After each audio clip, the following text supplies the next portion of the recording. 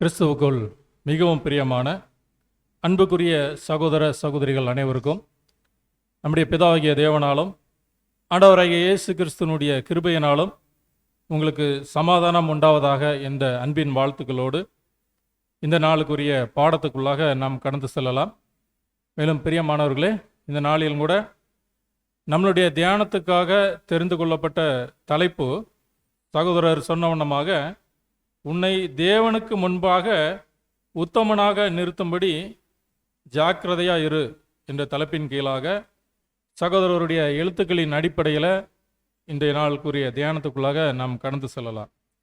பிரியமானவர்களே, இந்த பாடத்தினுடைய மைய கருத்து என்று சொல்லி பார்க்கும்போது விசேஷமாக இந்த ஒரு அழைப்புக்குள்ளாக நாம் வந்திருக்கிறோம்.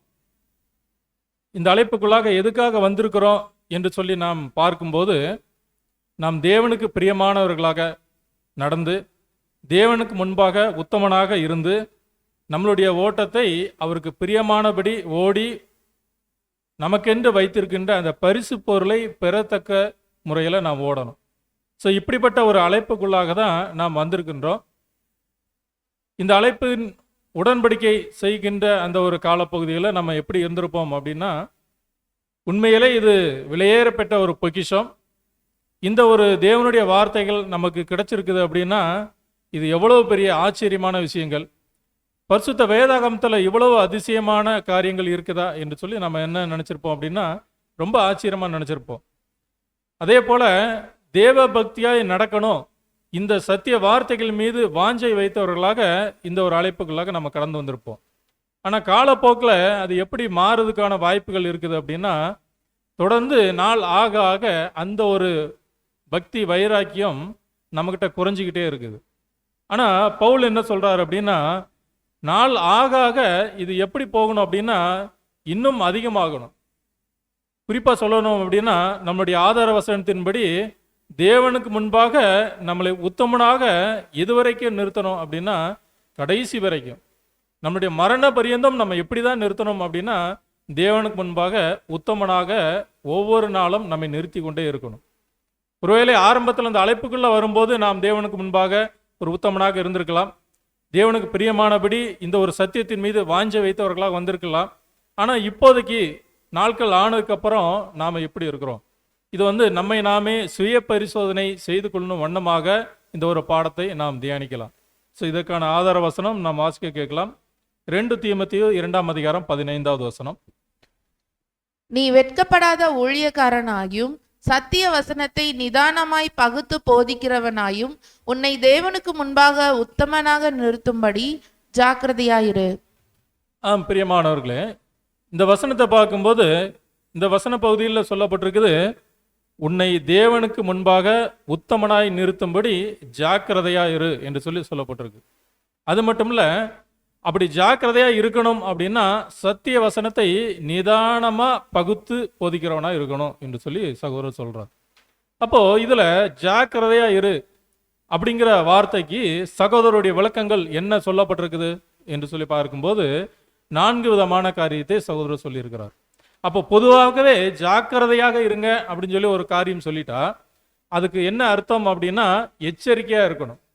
ஏன் அப்படின்னா, ஏதாவது ஒரு சம்பவம் நடக்குது, ஏதாவது ஒரு காரியம் அப்படின்னா நாம் எதுக்காக எச்சரிக்கையாக இருக்கணும் அப்படின்னா, முன்னாடியே அது என்ன நடக்க போகுது அப்படிங்கிற காரியம் நமக்கு தெரிஞ்சிச்சு அப்படின்னா நம்ம முன்னாடியே எச்சரிக்கையாக இருப்போம்.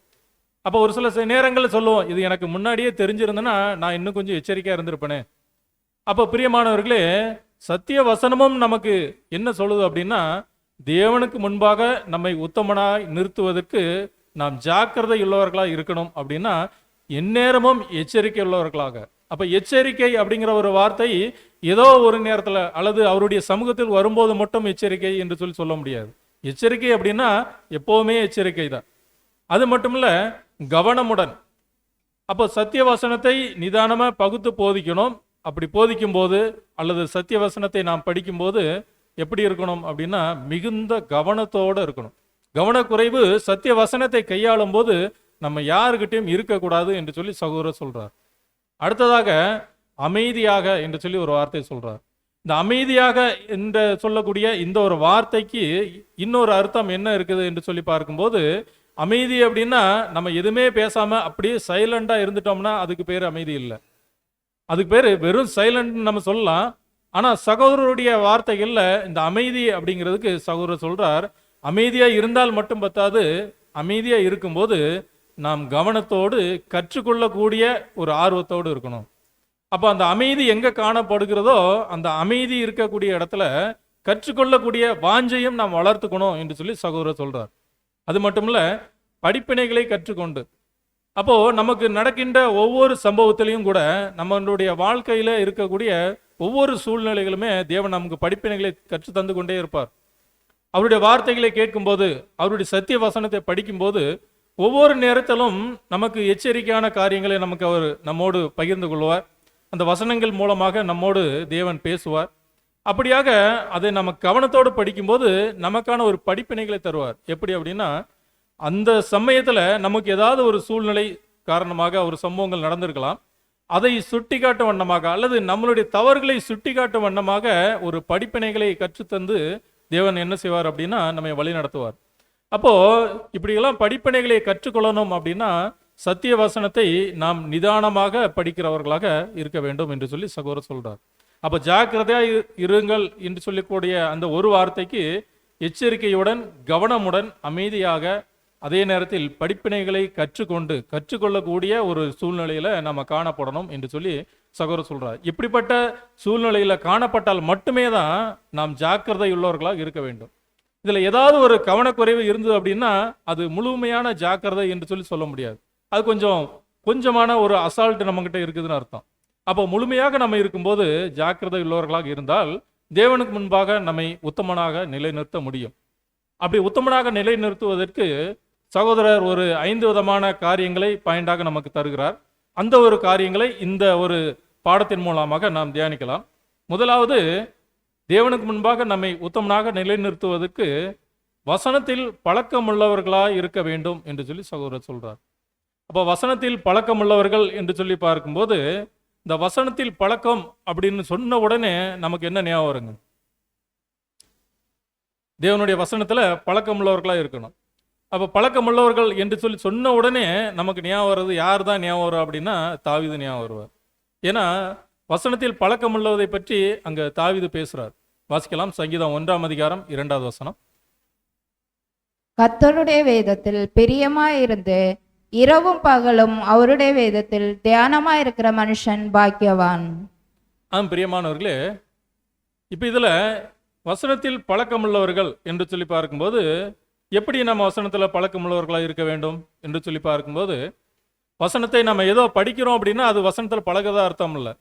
இப்போ காலையில் எந்திரிச்சு ஒரு அதிகாரத்தை நம்ம வாசித்துட்டோம், என்னுடைய கடமை முடிஞ்சுது அப்படின்னு சொல்லி போனோம் அப்படின்னா நம்ம பைபிள் வாசிட்டோம், ஆனால் அந்த வசனத்தோடு நம்ம பழகலை. அப்போ நம்ம வசனத்தோடு பழகலை அப்படின்னா தேவன் அதன் மூலமாக நமக்கு எப்படி எச்சரிப்புகளை தருவார்? இப்போ தேவன் எப்படி அந்த ஒரு வார்த்தைகள் மூலமாக நம்மோடு பேசுவார்? அப்போ தேவன் நம்மோடு பேசணும் அப்படின்னா சத்திய வசனத்தோடு நாம் பழகணும். வெறுமனே ஒரு அதிகாரம் வாசித்துட்டு போறதை விட வாசிக்கிற பகுதிகளில் இருந்து என்ன கருத்து இருக்குது, தேவன் இந்த கருத்தின் மூலமாக இன்றைக்கு என்னோடு என்ன பேச விரும்புகிறார், இன்றைக்கு எனக்கு என்ன ஒரு எச்சரிப்பு தர இருக்கிறார், இப்படிப்பட்டதான முறையில் நாம் தியானத்தோடு கடந்து செல்லணும். அதுவும் இல்லாமல் தாவீது சொல்றார், கர்த்தருடைய வேதத்தில் பிரியமா இருந்து. அப்போ வசனத்தை வெறுமனே வாசித்தோம் அப்படின்னா நம்மளுக்கு எப்படி இருக்கும் அப்படின்னா இன்றைக்கான காரியம் கடமை முடிஞ்சது என்று சொல்லி தான் வாசிக்கணும். ஆனா அந்த வேதத்துல பிரியமா இருந்து அந்த வசனத்தின் மேல் நம்ம பிரியமா இருக்கும்போது அதை வெறுமனே கடமையாக வாசிக்க மாட்டோம். அப்ப அந்த வசனம் உள்ளான கருத்து என்ன போதிக்கிறது அப்படிங்கிறத நம்ம நிதானிச்சு வாசிப்போம். அப்ப அதனாலதான் தாவீது சொல்றார், கர்த்தருடைய வேதத்தில் பிரியமா இருக்கணும். அது மட்டும் இல்ல, அந்த வசனத்தில் பழக்கம் என்று சொல்லி பார்க்கும்போது இந்த வசனத்தினுடைய 2வது பகுதியில இரவும் பகலும் அவருடைய வேதத்தில் தியானமா இருக்கிற மனுஷன் பாக்கியவான் என்று சொல்லி சொல்லப்பட்டிருக்கு. அப்ப இந்த கருத்து கூட வசனத்தில் பழகினதுக்கு அப்புறம் தான் நமக்கு தெரிஞ்சது. இதுக்கு முன்பாக மற்ற சபைகளில் இருக்கும்போது நாம் அதிகாரத்தை 1ஆம் சங்கீதத்தை அதிகமாக வாசித்திருப்போம், மனப்பாடம் கூட பண்ணியிருப்போம். ஆனால் இந்த வசனத்திற்குரிய உண்மையான அர்த்தம் நமக்கு எப்போ தெரிஞ்சுதுங்க? வசனத்தில் என்னைக்கு நம்ம பழக ஆரம்பிச்சோமோ உண்மையான சத்தியம் என்ன, அந்த உண்மையான தேவனுடைய வார்த்தைகள் நம்மோடு என்ன சொல்ல வருகிறது என்ற ஆழமான சிந்தனைக்குள்ளாக போனதுக்கு அப்புறம் தான் இந்த வசனத்துடைய அர்த்தமே நமக்கு தெரியுது. அப்ப இரவும் பகலும் அப்படிங்கிறதுக்கு நம்மளுக்கு ஏற்கனவே தெரியும். இரவு அப்படிங்கிறது ஒரு துன்பமான சூழ்நிலை, பகல் அப்படிங்கிறது ஒரு சந்தோஷமான சூழ்நிலை. அப்போ துன்பம் வந்தாலும் சந்தோஷம் வந்தாலும் நாம் கர்த்தருடைய வேதத்தில் பிரியமா இருந்து வசனத்தின் மீது வாஞ்சை வைத்து அவருடைய வேதத்தில் இரவும் பகலும் நம்ம தியானமா இருக்கணும் என்று சொல்லி இந்த வசனம் நமக்கு கற்றுத்தருகிறது. அப்ப பிரியமானவர்களே, இந்த விதத்துல நம்ம அப்படி கற்றுத்தரும்போது இந்த தேவனுடைய வார்த்தைகள் நமக்கு என்ன சொல்ல வருகிறது என்று சொல்லி பார்க்கும்போது, வசனத்தை நாம் பிரியமா இருந்து பழகும்போது தேவனுக்கு முன்பாக நம்மை உத்தமனாக நிலைநிறுத்த முடியும். அதே நேரத்துல வசனம் பவுலுடைய வசனங்கள்ல பார்க்கும்போது, உன்னை தேவனுக்கு முன்பாக உத்தமனாய் நிலைநிறுத்தும்படி ஜாக்கிரதையா இரு என்று சொல்லி சொல்றார். அப்போ தேவனுக்கு முன்பாக நிலைநிறுத்தணும் அப்படின்னா தேவனுக்கு முன்பாக மட்டுமே நீங்க உத்தமனாக நிலைநிறுத்தணும், மாறாக மனிதர்களுக்கு முன்பாக அல்ல. நமக்கு முன்பாக பழகக்கூடியவர்கள், நமக்கு தெரிஞ்சவர்களுக்கு முன்பாக நாம் உத்தமர்கள் போல இருக்கணும் என்று சொல்லி வசனம் சொல்லலை. தேவனுக்கு முன்பாக உத்தமனா இருக்கணும் என்று சொல்லி சொல்றது. அப்படின்னா அப்போ மனுஷர்கள் முன்பாக உத்தமனாக இருக்க வேண்டியது அவசியம் இல்லையா அப்படின்னா அதுவும் அவசியம்தான். அதுவும் மனிதர்கள் முன்பாக நம்ம உத்தமனாக நடக்கணும் கண்டிப்பா. ஏன்னா நாம் புது சிருஷ்டிகள். நமக்கு தீங்கு செய்கிறவர்கள் கூட நாம் நன்மை செய்கிறவர்களாக, அவர்களுக்கும் நம்ம உத்தமர்களாக தான் இருக்கணும். ஆனால் முதலாவது நாம் தேவனுக்கு முன்பாக உத்தமனா இருக்கும்போது ரெண்டாவது காரியத்தை நம்ம யோசிக்க வேண்டியதே இல்லை. ஆட்டோமேட்டிக்கா எல்லாருக்கும் முன்பாக நாம் உத்தமனாக தான் இருப்போம் என்று சொல்லி பார்க்கிறோம். அப்போ இந்த காரியங்கள் எல்லாம் சத்திய வசனத்தில் நாம் பழக்கமுள்ளவர்களா இருக்கும்போது இந்த ஒரு உத்தமமுள்ள பாதைக்கு நம்மை வழி நடத்துகிறது என்று சொல்லி பார்க்கிறோம். அப்படியாக சத்திய வசனத்தை நாம் பகுத்து நிதானமாக வசனத்தின் மீது பிரியம் வைத்து நாம் தியானிக்கும் போது நமக்கு இன்னும் என்ன கிடைக்கிறது என்று சொல்லி பார்க்கும்போது சங்கீதம் 119:99 வசனம், உம்முடைய சாட்சிகள் என் தியானமாய் இருக்கிறபடியால் எனக்கு போதித்தவர்கள் எல்லாரிலும் அறிவுள்ளவனாய் இருக்கிறேன். பிரியமானவர்களே, பாருங்க, கர்த்தருடைய வேதத்தை அவருடைய சாட்சி ஆகமத்தை நாம் தியானிக்கும் போது அது நமக்கு முதல்ல என்ன தருது அப்படின்னா, எனக்கு போதித்தவர்கள் எல்லாரிலும் அறிவுள்ளவனா இருக்கிறேன். அப்ப பாருங்க, போதிக்கிறவர்களை காட்டிலும் அதில் தியானமா இருக்கிறவங்க எப்படி இருக்கிறாங்க அப்படின்னா அறிவுள்ளவர்களா இருக்கிறாங்க. அப்போ சத்திய வசனத்தில் நாம் பழக பழக அந்த வசனம் நம்ம எப்படி மாற்றுது அப்படின்னா நம்மை அறிவுள்ளவர்களாக மாற்றுது. இந்த உலகத்தின் விஞ்ஞானிகளை காட்டிலும் அறிவில் சிறந்தவர்களாக சத்திய வசனத்தை படிக்கிறவர்களை மாற்றுது. அதனாலதான் இந்த உலகத்தின் விஞ்ஞானிகள் கூட மனிதன் பிறந்தது எப்படி, மனிதன் உருவானது எப்படி என்று சொல்லி சொல்லும்போது அவன் குரங்கிலிருந்து வந்தான் என்று சொல்லி சொல்லுவாங்க. ஆனா சத்திய வசனம் தெளிவாக கற்றுத்தருகிறது தேவனுடைய படைப்பை பற்றி. அப்போ அன்புக்குரியவர்களே, இப்படியாக அந்த அறியாமையை போக்கி அறிவுள்ளவனாக மாற்றக்கூடியது என்ன அப்படின்னா இந்த சத்திய வசனம் தான். அதனாலதான் தாவீது அந்த சத்திய வசனத்துக்கு அவ்வளவு முக்கியத்துவம் கொடுத்து அந்த வசனத்தின் மீது பிரியமா இருந்து தாவீது படிச்சார். இன்னொரு வசனம் கூட வாசிக்கலாம், சங்கீதம் 19:14. என் கண்மலையும் என் மீட்பருமாகிய கர்த்தாவே, என் வாயின் வார்த்தைகளும் என் இருதயத்தின் தியானமும் உமது சமூகத்தில் பிரீதியா இருப்பதாக. அப்ப பாருங்க, எங்க தாவீது சொல்றார், என்னுடைய வாயின் வார்த்தைகள் என்னுடைய இருதயத்தின் தியானம். நாம் என்ன பேசினாலும் சரி, என்னுடைய இருதயத்தில் தோன்றுகிற சிந்தனையா இருந்தாலும் சரி, உமது சமூகத்தில் பிரீதியா இருப்பதாக. அப்படின்னா ஏற்றுக்கொள்ளப்படக்கூடிய விதத்தில் இருப்பதாக. அப்போ அங்க தாவீதை பாருங்க, நான் என்னுடைய இருதயத்தில் எது சிந்திச்சாலும் கூட அது உமக்கு பிரியமானதாக தான் இருக்கணும். உங்களுக்கு பிரியமில்லாத காரியத்தை என்னுடைய இருதயத்தில் கூட நான் சிந்திக்க கூடாது என்று சொல்லி தாவீது சொல்றார். அப்ப இப்படியாக ஒரு வசனத்தில் நாம் பழகி பார்த்து அந்த வசனம் நம்மோடு என்ன சொல்ல வருகிறது என்று சொல்லி பார்த்து அந்த வசனத்தை நம்மோடு பொருத்தி பார்த்து நாம் அதுக்கு முன்னாடி கடந்து செல்லும் போது அந்த வசனம் நம்ம எப்படி மாத்துது அப்படின்னா தேவனுக்கு முன்பாக நம்மை ஒரு உத்தமனாக அது நிலைநிறுத்துகிறது என்று சொல்லி பார்க்கிறோம். அப்ப இப்படியாக வசனத்தின் மூலமாக தேவன் நம்மோடு அவருடைய வார்த்தைகளை பகிர்ந்து கொள்கிறார். அப்போ தேவனுடைய செய்தி பல விதங்களில் கடந்து வருது. அப்படி கடந்து வந்த பாதை என்று சொல்லி பார்க்கும்போது மனிதனுடைய ஆரம்பத்தில் ஆதாமை உருவாக்கும் போது நேரடியான ஒரு தொடர்பு இருந்தது. அதனாலதான் ஆதாமுக்கிட்ட பேசிக்கிட்டு இருந்தார். தேவன் அந்த தோட்டத்தில் உலாவிக்கிட்டு இருந்தாங்க. ஆனால் ஆதாமினுடைய பாவத்துக்கு பிற்பாடு அங்க ஆதாம் அவனே மறைஞ்சு போகக்கூடிய ஒளியக்கூடிய ஒரு சூழ்நிலை உருவாச்சு. அதனாலதான் வந்து கேட்கிறார், ஆதாமே நீ எங்கே இருக்கிறாய்? நான் டெய்லி எப்பவும் உங்ககிட்ட பேசுற மாதிரி பேசுறோம், நீ எங்க இருக்கிற தேடுறார். ஆனால் மனிதன் இங்கே மறைஞ்சு போனது யார் அப்படின்னா தேவனோ தேவனுடைய வார்த்தைகளோ இல்லை. மனிதன் தான் அந்த பாவத்தின் நிமித்தமாக தன்னை மறைத்துக் கொள்கிறான். ஏன் அப்படின்னா அந்த இடத்துல உத்தமனாக இருக்க முடியலை. அப்போ உத்தமனாக இல்லாத நிமித்தமாக மனிதன் தன்னுடைய வழியிலிருந்து விலகி போகக்கூடிய சூழ்நிலை உருவாகுது. இப்படியாக மாறின இந்த ஒரு சூழ்நிலையில் காலப்பகுதிகளில் ஆனாலும் தேவன் மனிதர்களை கைவிடாதபடிக்கு அவர் எப்படி மனிதனோடு தொடர்பு கொண்டார் என்று சொல்லி பார்க்கும்போது, முதலாவது தேவ தூதர்கள் மூலமாக தொடர்பு கொண்டார். இந்த மனிதர்கள் வழி விலகி போயிட்டு இருக்கிறாங்க, இவர்களை பாதுகாக்கக்கூடிய பொறுப்பு உங்ககிட்ட இருக்குது, என்னுடைய வார்த்தைகளை மனிதனோடு நீங்க பேசுங்க என்று சொல்லி தேவ தூதர்களை பயன்படுத்தினார். ஆனா அதுவும் கூட சரியானபடி முடியலை. அதனாலதான் முதலாம் உலகத்துக்கு அழிவே வந்தது என்று சொல்லி நாம் வேதாகமத்தில் பார்க்கிறோம். இப்படியாக தொடர்ந்து பார்க்கும்போது அடுத்ததாக தேவன் மனிதனோடு தொடர்பு கொள்வதற்கு செஞ்ச அந்த ஒரு முறை, முற்பிதாக்கள் பழைய ஏற்பாட்டு பரிசுத்தவான்கள்ல ஒரு சிலரை தேர்ந்தெடுத்தார். எல்லாருக்கிட்டையும் அவர் பேசினாரா அப்படின்னா பேசல. ஒரு சில செலக்டட் பெர்சன்ட்ட பேசினார். அவர்கள்ட்ட பேசி அவர்களை கர்த்தருக்கு பிரியமான பாதையில நடப்பதற்கான வழிகளை அவங்களுக்கு வகுத்து கொடுத்தார். ஆனால் இப்படியாக கடந்து சென்றதுக்கு பிற்பாடு மீண்டுமாக தேவனுடைய தொடர்பு எப்படி இருந்தது என்று சொல்லி பார்க்கும்போது நியாயாதிபதிகள் மூலமாக. அப்போ அந்த ஒரு அடிமைத்தனத்திலிருந்து அந்த ஜனங்களை மீட்டு கொண்டதுக்கு பிற்பாடு அவர்களுக்கு நியாயாதிபதிகளை ஏற்படுத்தி அவர்கள் நியாயமான முறையில் தேவனுக்கு முன்பாக நீதியோடு நடந்து கொள்வதற்கு தேவையான ஆலோசனைகளை கொடுத்து அவர்களை வழிநடத்தினார். ஆனால் இந்த ஒரு வழிநடத்துதல் கூட பத்தலை என்று சொல்லி ஜனங்கள் ராஜாக்கள் கேட்கும்போது மீண்டுமாக ராஜாக்களோடு தொடர்பு கொண்டார். அப்போ பாருங்க, அடுத்து ராஜாக்கள் மூலமாக அந்த ஜனங்களை அவர் போஷித்தார். இந்த ராஜாக்களுக்கு கூட வார்த்தைகள் எப்படி வந்தது அப்படின்னா, எல்லா ராஜாக்கிட்டையும் அந்த வார்த்தைகள் தேவனுடைய வார்த்தைகள் நேரடியாக வரல. எப்படிதான் வந்தது அப்படின்னா அந்த தீர்க்கதரிசிகள் மூலமாக தான் வந்தது. அந்த ராஜாக்களை தவறு செய்யும் போது தீர்க்கதரிசிகள் மூலமாக அந்த தவறை சுட்டி காட்டக்கூடிய விதத்துல அங்க தேவன் என்ன பண்ணார் அப்படின்னா அவர்களுக்கு வார்த்தைகளை கொடுத்தார். அப்போ இப்படியாக தீர்க்கதரிசிகள் மூலமாக வந்தது வார்த்தைகள். அப்படியே கடந்து கடந்து ஒவ்வொரு காலத்திலும் தேவனுடைய அந்த ஒரு தேவ செய்தியான தொடர்பு மனிதன்கிட்ட இருந்துகிட்டே இருக்கு. அப்போ இந்த காலத்துல, இந்த கடைசி காலத்துல கூட எப்படி அவரோட வார்த்தைகள் வருது என்று சொல்லி எபிரேயருக்கு எழுதின நிருபம் 1ஆம் அதிகாரம் 2வது வசனத்துல சொல்லப்பட்டிருக்கிறத நாம் பார்க்கலாம். வாசிக்கலாம். இந்த கடைசி நாட்களில் குமாரன் மூலமாய் நமக்கு திருவுளம் பற்றினார். இவரை சர்வத்துக்கும் சுதந்திரவாளியாக நியமித்தார். இவரை கொண்டு உலகங்களையும் உண்டாக்கினார்.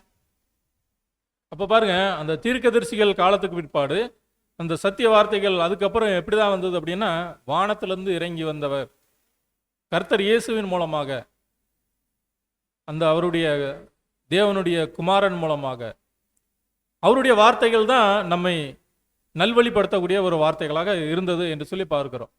ஸோ இப்படியாக இன்னும் அதை தொடர்ந்து பார்க்கும்போது அப்போஸ்தலருடைய எழுத்துக்கள், அப்போஸ்தலருடைய வார்த்தைகள், நம்மளுடைய பாவங்கள், நம்மளுடைய தவறுகள் என்ன என்பதை சுட்டி காட்டக்கூடிய விதத்தில் அப்போஸ்தலருடைய எழுத்துக்கள் எல்லாமே இருந்தது. அந்த காலத்துக்குள்ள இப்போதைக்கு கூட அவருடைய அப்போஸ்தலருடைய எழுத்துக்கள் இன்றைக்கும் நமக்கு அது போதனைகளாக இருக்கின்றது என்று சொல்லி பார்க்கிறோம். ஸோ இதை தொடர்ந்து அப்போஸ்தலருடைய காலம் முடிந்ததுக்கு பிற்பாடு தேவனுடைய வார்த்தைகள், தேவனுடைய தொடர்பு எப்படி வந்தது அப்படின்னா, தற்காலத்தில் குறிப்பாக சொல்லணும் அப்படின்னா சகோதரருடைய எழுத்துக்கள் மூலமாக நமக்கு அந்த ஒரு தொடர்புகள் இருக்குது. அப்போ நாம் எப்படி வாழ்ந்துகிட்டு இருக்கிறோம், நம்மளுடைய அழைப்பு என்ன, நாம் தொடர்ந்து எப்படி இந்த ஒரு வாழ்க்கையை கடந்து செல்லணும், இப்படியாக சத்தியத்தில் வளருவதற்கு, இன்னும் ஞானத்தில் பெருகுவதற்கு, விசுவாசத்தில் விருத்தியாவதற்கு சகோதரருடைய எழுத்துக்கள் இப்போது நமக்கு உதவி செஞ்சுட்டு இருக்குது என்று சொல்லி பார்க்கிறோம். அப்போ அப்படியாக சகோதரருடைய எழுத்துக்கள் என்று சொல்லி பார்க்கும்போது எல்லா விதத்துக்கும் அநேக ஆலோசனைகளை, படிப்பினைகளை நமக்கு வரிசையாக தந்துட்டு இருக்குது. அப்போ குறிப்பாக சொல்லணும் அப்படின்னா சகோதரருடைய எழுத்துக்கள் நமக்கு இப்போ எப்படிப்பட்ட போதனைகள் தருது அப்படின்னா, சகோதரருடைய எழுத்துக்களில் ஒரு பகுதி முற்பிதாக்களுடைய காலத்துக்கு பொருந்துகிறதா இருக்குது. முற்பிதாக்கள் எப்படி வாழ்ந்தாங்க, என்ன தவறு செஞ்சாங்க, இந்த தவறுகளை எதுக்காக நாம் பார்க்கணும், இந்த விதத்தில் சகோதரருடைய எழுத்துக்கள் நமக்கு ஒரு படிப்பினைகளை கற்றுத்தருது. அடுத்ததாக யூதர்களுடைய காலப்பகுதியை குறித்தும் சகோதரர் எழுதியிருக்கிறார். யூதர்கள் எவ்வளவு தவறு செஞ்சாங்க, கிறிஸ்து எப்படி அவர்கள் மத்தியில் வந்தார், ஆனாலும் அவரை மேசியாவாக அவர்கள் ஏற்றுக்கொள்ளலை.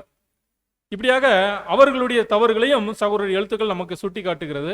அது மட்டும் இல்ல, தற்காலத்தில் நம்மோடு வாழ்ந்து கொண்டிருக்கின்ற உலக கிறிஸ்தவர்கள் எப்படி இருக்கின்றாங்க, உலக கிறிஸ்தவர்களுடைய சூழ்நிலைகள் எப்படி இருக்குது, எந்த விதத்தில் அவர்கள் தவறு செய்யறாங்க, அவர்கள் தவறு செய்வதற்கு தூண்டக்கூடிய விஷயங்கள் என்ன, இது எல்லாத்தையும் தெளிவாக சகோதரர் நமக்கு கற்று தந்திருக்கிறார் அவருடைய எழுத்துக்கள் மூலமாக.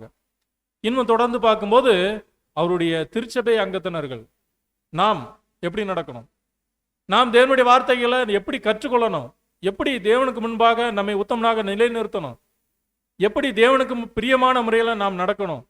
இப்படியாக திருச்சபை வகுப்பார்னா என்ன, அவங்க திருச்சபை வகுப்பு எப்படி அழைக்கப்பட்டிருக்குது, அந்த வகுப்பு எப்படி திருச்சபையின் அழைப்பை நிறைவு செய்யணும் சகோதரர் எழுதியிருக்கிறார். அப்போ இதெல்லாம் எப்படி நமக்கு புரிய முடியும் அப்படின்னா, சகோதரருடைய எழுத்துக்களையும் நம்ம என்ன செய்யணும் அப்படின்னா பழகணும். அந்த வார்த்தைகளோடு படித்து பார்த்து அதை சிந்தித்து நம்முடைய சிந்தனைகள் அதை ஏற்றணும். அதை ஏற்றி பார்க்கும்போது அது இன்னும் சத்தியத்தில் நம்மை வளர்க்கிறது. அது மட்டும் இல்ல, எதிர்கால நம்பிக்கைக்குரிய வார்த்தைகளும் சகோதரர் எழுதியிருக்கிறார். அப்போ வரக்கூடிய காலங்களில் இந்த பூமி எப்படி மாறப்போகுது, பூமியினுடைய சூழ்நிலை என்ன, பூமியை ஆசீர்வதிக்கக்கூடிய காரியங்கள்லாம் எப்படி நடக்குது, இப்படி எல்லாவற்றையும் சகோதரர் எதிர்கால நம்பிக்கைக்குரிய வார்த்தைகள் கூட நமக்கு எழுதி வச்சிருக்கிறார். அப்போ இந்த ஒரு வார்த்தைகளை நாம் வரிசை கிரமமாக ஒவ்வொன்றாக நம்மளுடைய தியானத்தில் எடுத்துக்கொள்ளும் போது வெறுமனே வாசிக்கணும் என்று சொல்லி வாசித்துட்டு போகாதபடிக்கு அதை பழக்கமுள்ளவர்களாக அதோடு நாம் பழகி பார்த்து அந்த வார்த்தைகள் மீது பிரியம் வைத்து நாம் படிக்கும்போது அது நம்மை சத்தியத்தில் வளர்வதற்கு, நம்மளுடைய ஞானத்தை வளர்வதற்கு அது என்ன பண்ணுது அப்படின்னா நமக்கு உதவி செய்கிறது என்று சொல்லி நாம் பார்க்குறோம். இப்படியாக நாம் அந்த ஒரு வார்த்தைகளை கற்றுக்கொள்ளும் போது தேவனுக்கு முன்பாக நம்மை உத்தமனாக நிலைநிறுத்துவதற்கு அந்த வார்த்தைகள் நமக்கு உதவி செய்கிறது என்று சொல்லி பார்க்கிறோம்.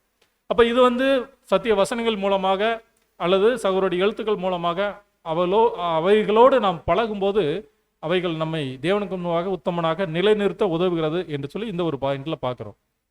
அடுத்து இரண்டாவது விஷயம், முற்பதாக்களை காட்டிலும் தெளிவான வெளிச்சத்தை பெற்றுக்கொள்ள வேண்டும் என்று சொல்லி சகோதரர் சொல்லியிருக்கிறார். அது என்ன முற்பதாக்களை காட்டிலும் தெளிவான வெளிச்சம் அப்படின்னா, முற்பதாக்கள் ஏற்கனவே நிறைய தவறுகளை செஞ்சுட்டாங்க. அன்றைக்கு முற்பதாக்களுக்கு தேவனுடைய வார்த்தைகள் இருந்தது, எச்சரிப்பின் வார்த்தைகள் அவர்களுக்கும் இருந்தது. ஆனால் அந்த வார்த்தைகளை அவங்க கேட்காம அவர்கள் தவறு செஞ்சது நிமித்தமாக அவர்களுடைய அழைப்பையே அவர்கள் தவற விட்டுட்டாங்க. முதலாவது தேவனுடைய வார்த்தைகள் யாருக்கு தான் கொடுக்கப்பட்டது என்று சொல்லி நம்ம வேதத்தில் பார்க்கும்போது முற்பதாக்களுக்கு அங்கு கொடுக்கப்பட்டது, அவருடைய சொந்த ஜனங்களுக்கு கொடுக்கப்பட்டது. அவர்கள் தவற விட்டது நிமித்தமாக நமக்கு வந்திருக்குது. அப்போ பிரியமானவர்களே, அது மட்டும் இல்ல, இந்த தலைப்புகளில் பார்க்கும்போது முற்பதாக்களை காட்டிலும் தெளிவான வெளிச்சம் என்று சொல்லி பார்க்கும்போது அன்றைய காலப்பகுதியில் முற்பதாக்கள் வாழ்ந்த காலப்பகுதிகளில் இந்த ஒரு வெளிச்சங்கள் எப்படி தான் கடந்து போச்சுது என்று சொல்லி பார்க்கும்போது, முதல்ல ஆபிரகாமனுடைய காலப்பகுதியில் ஆபிரகாமோடு தேவன் தொடர்பு கொண்டார். அதுக்கப்புறம் ஈசாக்கு, இப்படியாக ஒரு குறிப்பிட்ட நபர் மீது தொடர்பு கொண்டார். அடுத்து ராஜாக்கள் காலத்தில் பார்க்கும்போது ஒரு ராஜாவுக்கு ஏதாவது ஒரு செய்தி தெரியப்படுத்தணும் அப்படின்னா ஒரு தீர்க்கதரிசிட்ட தேவன் வார்த்தைகளை கொடுப்பார்.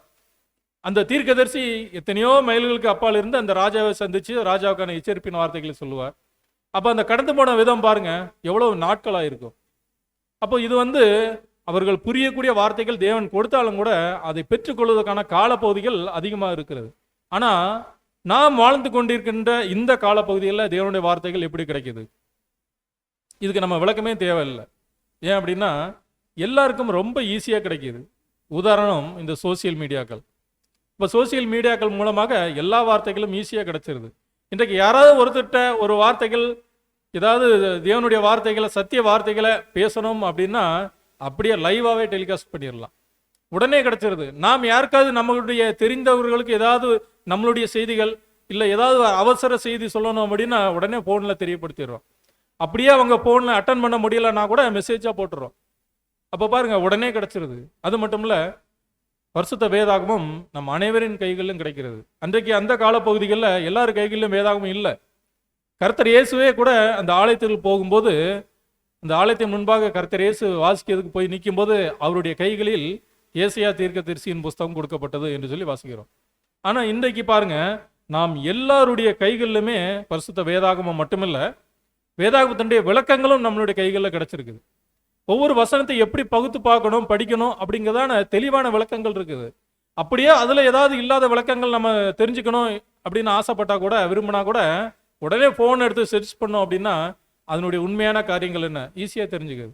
அப்போ அந்த அளவுக்கு தெளிவான வெளிச்சத்தின் காலப்பகுதிகளில் இருக்கும். ஆனால் தலைப்பை பார்க்கும்போது முற்பதாக்களை காட்டிலும் தெளிவான வெளிச்சத்தை பெற்றுக்கொள்ள வேண்டும். அப்போ இந்த வெளிச்சம் இருக்குது, அது உண்மைதான், எளிதாக பெற்றுக்கொள்ளக்கூடிய விதத்தில் இந்த வெளிச்சங்கள் இந்த காலத்தில் இருக்குது. ஆனால் நாம் பெற்றுக்கொண்டு இருக்கிறோமா? இதுதான் இந்த தலைப்பினுடைய உட்கருத்து. அப்போ தெளிவாக வெளிச்சத்தை பெற்றுக்கொள்ள வேண்டும் அப்படின்னா வெளிச்சம் ஆல்ரெடி வந்துருச்சு. கர்த்தர் இயேசு 2ஆம் வருகையில் என்றைக்கு இந்த பூமிக்கு வந்தாரோ அப்போவே அவருடைய சத்திய வெளிச்சம் நமக்கு கிடைச்சிருச்சு. ஆனா இந்த வெளிச்சத்தை நாம் எப்போ பெற்றுக்கொண்டோம்? உதாரணத்துக்கு சிம்பிளான ஒரு விஷயம், கர்த்தர் இயேசு 1874 வந்து அவருடைய சத்திய வெளிச்சத்தை வெளிப்படுத்திட்டார். ஆனா இங்க இருக்கக்கூடிய நாம் எல்லாரும் அந்த காலப்பகுதியில் நம்ம வாழவே இல்லை. அல்லது அதுக்கு பிற்பாடு நம்ம பிறந்தாலும் கூட நாம் பிறந்த உடனே அந்த வெளிச்சம் நமக்கு தெரிஞ்சிச்சா? இல்லை. அதுக்கு ஒரு சில காலப்பகுதிகள் எடுத்துக்கிட்டோம். என்றைக்கு இந்த ஒரு சத்திய வார்த்தைகளை சகோதரருடைய எழுத்துக்கள் மூலமாக நாம் கேட்டோமோ அன்றைக்கு தான் இந்த வெளிச்சம் நம்ம கிட்ட வந்து அடைஞ்சது. அப்ப இப்படியாக பார்க்கும்போது, ஆனா அந்த வார்த்தைகள் ஏற்கனவே வந்த வெளிச்சங்கள் தான். அப்ப இப்படியாக தேவனுடைய வெளிச்சம் அங்க முற்பதாக்களை காட்டிலும் நமக்கு தெளிவான வெளிச்சம் இருக்குது. ஆனா நாம் பெற்றுக்கொள்ள வேண்டும். அப்ப இந்த தெளிவான வெளிச்சத்தை நாம் பெற்றுக்கொண்டு நாம் கடந்து செல்லும் போது அங்க தேவனுக்கு முன்பாக நம்மை உத்தமனாக நிலைநிறுத்த முடியும் என்று சொல்லி பார்க்கிறோம். அப்படி வெளிச்சத்துக்குள்ள நம்ம கடந்து சென்றோம் அப்படின்னா, அந்த சத்திய வெளிச்சத்தை நாம புரிஞ்சுக்கிட்டோம் அப்படின்னா கிடைக்கக்கூடிய ஆசீர்வாதங்கள் என்ன என்று சொல்லி தியானிக்கும் போது, முதலாவது ஆசீர்வாதம் சபைக்கான ஆசீர்வாதம் என்ன அப்படிங்கிறத புரிய முடியுது. அப்போ சகோதரருடைய எழுத்துக்களில் நாம் படிக்கும்போது திருச்சபை அப்படிங்கிற தனிப்பட்ட வகுப்பாரே நமக்கு எப்பதான் புரிஞ்சுது அப்படின்னா அதுக்கப்புறம் தான் புரிஞ்சுது. அதுக்கு முன்பாகவே நம்ம வசனங்களை வெறுமனே படிச்சுட்டு போகும்போது புரியலை. ஆனா அந்த ஒரு விளக்கங்களை வெளிச்சத்தை பெற்றுக்கொண்ட பிற்பாடு சத்திய வசனத்தை இப்போ படிக்கும்போது அந்த தெளிவான விளக்கங்கள் தெரியுது. அப்ப திருச்சபைக்குரிய ஆசீர்வாதங்கள் என்ன? மாம்ச இஸ்ரவேல் ஜனங்களுக்கு கொடுக்கப்பட்ட ஆசீர்வாதம் என்ன? முதல்ல அவங்களுக்கு எப்படி ஆசீர்வாதம் கொடுக்கப்பட்டது, அதை எப்படி அவங்க இழந்து போனாங்க, மீண்டுமாக அந்த ஆசீர்வாதம் எங்க கடந்து வந்துருச்சு அப்படின்னா நமக்கு வந்துருச்சு அப்படின்னா, புறஜாதியர்களுக்கு அந்த ஆசீர்வாதம் வந்துருச்சு அப்படின்னா இப்போ அவங்களுக்கு மாம்ச இஸ்ரவேல் ஜனங்களுக்கு என்ன ஆசீர்வாதம் என்ன? இதை அந்த ஒரு வார்த்தைகளை நாம் பார்க்கலாம். அடுத்ததாக உலக ஜனங்களுக்கான ஆசீர்வாதம் என்ன? குறிப்பாக உலக ஜனங்களுக்கு அந்த திரும்ப கொடுத்துதல், மனிதன் இழந்து போன விஷயங்கள் எல்லாத்தையும் திரும்ப கொடுத்துதல் காரியங்கள் எப்படி நடக்குது, அது மட்டும் இல்ல அதுல அந்த திரும்ப கொடுத்ததுல சபையினுடைய பங்கு என்ன, இதெல்லாம் ஃபர்ஸ்ட் வேல்யூம்ல பார்க்கும்போது தெளிவாக அங்க கொடுக்கப்பட்டிருக்கிறத பார்க்கிறோம். அப்ப இந்த திரும்ப கொடுத்ததல்ல திருச்சபை ஓப்பாரம் இணைந்து உலகத்தை ஆசீர்வதிக்கக்கூடிய வேலைகளில் ஈடுபடுறாங்க. அந்த ஈடுபடக்கூடிய சமயத்துல திருச்சபைக்கும் உலகத்துக்கும் என்ன தொடர்பு இருக்குது? அப்ப பாருங்க, இதெல்லாம் தெரிஞ்சுக்கணும் அப்படின்னா இந்த அளவுக்கு சத்திய வெளிச்சம் நமக்கு வந்துருச்சு. அந்த சத்திய வெளிச்சத்தின் ஆசீர்வாதங்கள் இந்த அளவுக்கு எல்லாவற்றையும் நாம் கற்றுக்கொள்ள விடக்கூடிய விதத்துல அந்த வெளிச்சங்கள் நமக்கு கிடைச்சிருக்குது என்று சொல்லி பார்க்கிறோம் பிரியமானவர்களே. அப்ப எப்படியாக பார்க்கும்போது இந்த வெளிச்சத்தின் மூலமாக பார்க்கும்போது முற்பதாக்களை காட்டிலும் நம்மளுடைய நாட்கள்ல வெளிச்சம் எப்படிதான் இருக்குது என்று சொல்லி பார்க்கும்போது அதிகமாக தான் இருக்குது. அப்போ இந்த அளவுக்கு அதிகமான வெளிச்சத்தை பெற்றுக்கொண்ட நாம், குறிப்பாக நீதியின் சூரியனாகிய கர்த்தர் இயேசு மூலமாக வெளிச்சத்தை பெற்றுக்கொண்ட நாம் இன்னும் எப்படிதான் நடக்கணும் அப்படின்னா, தேவனுக்கு முன்பாக உத்தமனாக நிலைநிறுத்தும்படி அந்த வெளிச்சத்தை நம்மோடு ஒப்பிட்டு பார்க்கிறவர்களா இருக்க வேண்டும். அது மட்டும் இல்ல, இந்த வெளிச்சத்தின் மூலமாக பழைய ஏற்பாட்டு காலப்பகுதியில் எழுதப்பட்ட வேத வாக்கியங்கள் எதற்காக எழுதப்பட்டிருக்குது, பழைய ஏற்பாட்டு பரிசுத்தவான்கள் எல்லாமே அதை பரிசுத்த ஆவியினால் ஏவப்பட்டு எழுதினாங்க அப்படிங்கிறத இந்த ஒரு வார்த்தைகள் மூலமாக நாம் புரிஞ்சுக்கிறோம். அது மட்டும் இல்ல, புதிய ஏற்பாட்டு பகுதியில் பார்க்கும்போது அப்போஸ்தலருடைய வார்த்தைகள் இருக்குது. அது நமக்கு நிறைய எச்சரிப்புகளை தருது.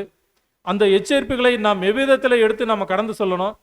அப்போ தேவனுக்கு முன்பாக நம்மை உத்தமனாக நிலைநிறுத்துவதற்கு இந்த வார்த்தைகள் எந்த விதத்தில் நமக்கு உதவி செய்யுது, இது எல்லாமே இந்த ஒரு சத்திய வெளிச்சத்தின் மூலமாக நாம் கற்றுக்கொண்ட காரியங்கள் தான். அதுக்கு முன்பாக புதிய ஏற்பாட்டு பகுதியில் படித்தா கூட நமக்கு ஏதோ ஒரு அட்வைஸ் மாதிரி தான் தெரியுமே தவிர வேற எதுவும் தெரியாது. அப்போ பிரியமானவர்களே, இந்த வசனங்கள் அந்த அளவுக்கு நமக்கு கற்றுத்தருகிறது சத்திய வெளிச்சத்தின் மூலமாக. விசேஷமாக கர்த்தர் இயேசு பேசின வார்த்தைகள் என்று பார்க்கும்போது மத்தேயு 18ஆம் அதிகாரம் 18வது வசனம், பூலோகத்திலே நீங்கள் எவைகளை கட்டுவீர்களோ அவைகள் பரலோகத்திலும் கட்டப்பட்டிருக்கும். பூலோகத்திலே நீங்கள் எவைகளை கட்டவிழ்ப்பீர்களோ அவைகள் பரலோகத்திலும் கட்டவிழ்க்கப்பட்டிருக்கும் என்று மெய்யாகவே உங்களுக்கு சொல்லுகிறேன். பிரியமானவர்களே, அப்போ இப்படியாக நம்ம சத்தியத்தில் பழகி சத்திய வசனங்கள் தியானித்து இந்த ஒரு வெளிச்சத்தை பெற்றுக்கொண்டு செல்லும் போது நாம் போய்கொண்டிருக்கின்ற, நாம் கடந்து போகின்ற அந்த ஒரு பாதை எப்படிப்பட்ட பாதையாக இருக்கும் அப்படின்னா, ஒரு நிலையான பாதையா இருக்கும், நிலையான அஸ்திவாரம் போட்ட ஒரு பாதையாக அங்க இருக்கும் என்று சொல்லி பார்க்கிறோம். அப்போ பிரியமானவர்களே, இந்த வசனத்துல பார்க்கும்போது நீங்க பூலோகத்தில் எவைகளை கட்டுவீர்களோ அவைகள் பரலோகத்திலும் கட்டப்பட்டிருக்கும். அப்ப இந்த பூமியில நாம் வாழ்ந்து கொண்டிருக்க இந்த காலப்பகுதியில நாம் எப்படி வாழ்கிறோம்? நிலையான ஒரு வாழ்க்கை வாழ்கிறோமா? தேவனுக்கு உத்தமமான முறையில வாழும்போது இதற்கான பிரதிபலன் நமக்கு பரலோக அழைப்புக்குள்ள இருக்குது. அப்ப இந்த ஒரு விஷயங்கள் கூட நமக்கு எப்பதான் புரிஞ்சுது அப்படின்னா இந்த ஒரு சத்திய வெளிச்சத்தின் மூலமாக நமக்கு புரிகிறது. அது மட்டும் இல்ல, கர்த்தர் நம்மை சத்தியத்துல வழி நடத்தி வரவிருக்கின்ற காரியங்களை கூட நமக்கு வெளிப்படுத்தி இருக்கிறார். அப்ப வருங்காலத்துல என்ன நடக்க போகுது, இந்த உலகத்தில் சம்பவிக்க போகிற காரியங்கள் என்ன, அதை அவருடைய பிள்ளைகளுக்கு அவர் வெளிப்படுத்தாமல் விடார் என்று சொல்லி வசனங்கள் சொல்லப்பட்டிருக்கு.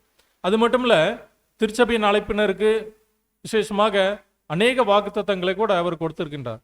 ஸோ இந்த ஒரு வாக்குத்தத்தங்களை கூட நாம் மறந்து போகக்கூடாது பிரியமானவர்களே. அப்போ அப்படியாக பார்க்கும்போது வாக்குத்தத்தங்களை பெற்றிருக்கின்ற நாம் எப்படி இருக்கணும் அப்படின்னா, சத்திய வெளிச்சத்தை பெற்றுக்கொண்டு ஒரு உண்மையான போர் சேவகனாக, பார்டர்ல இருக்கக்கூடிய ஒரு போர் சேவகனுக்கு ஏதாவது ஒரு முக்கியமான செய்தி கிடைச்சது அப்படின்னா உடனே அந்த போர் சேவகன் ஆயத்தமாகி எந்நேரமும் தயார் நிலையில தான் இருப்பார். அப்ப அதே போல நாமும் யாருதான் அப்படின்னா சிலுவையை சுமக்குகின்ற ஒரு போர் வீரர்கள் தான் நாம் கூட. அப்ப நாமும் சிலுவையை சுமக்கின்ற போர் வீரர்கள் அப்படின்னா நாம் ஒவ்வொரு பாதையிலும் நாம் கடந்து செல்லும் போது எப்படிதான் இருக்கணும் அப்படின்னா முழு எச்சரிப்போடு நாம் கடந்து செல்வர்களா இருக்கணும் என்று சொல்லி பார்க்கிறோம். அதை தான் சகோதரருடைய எழுத்துக்கள்ல பார்க்கும்போது ரீப்ரிண்ட் நம்பர் 5403 அந்த பேராகிராஃபை வாசிங்க. நல்ல போர் வீரன் என்பவர் தன் இரட்சிப்பின் தளபதியோடு மிகவும் உணர்ச்சி ஒருமைப்பாடுடையவராக நடந்து கொள்ள வேண்டும்.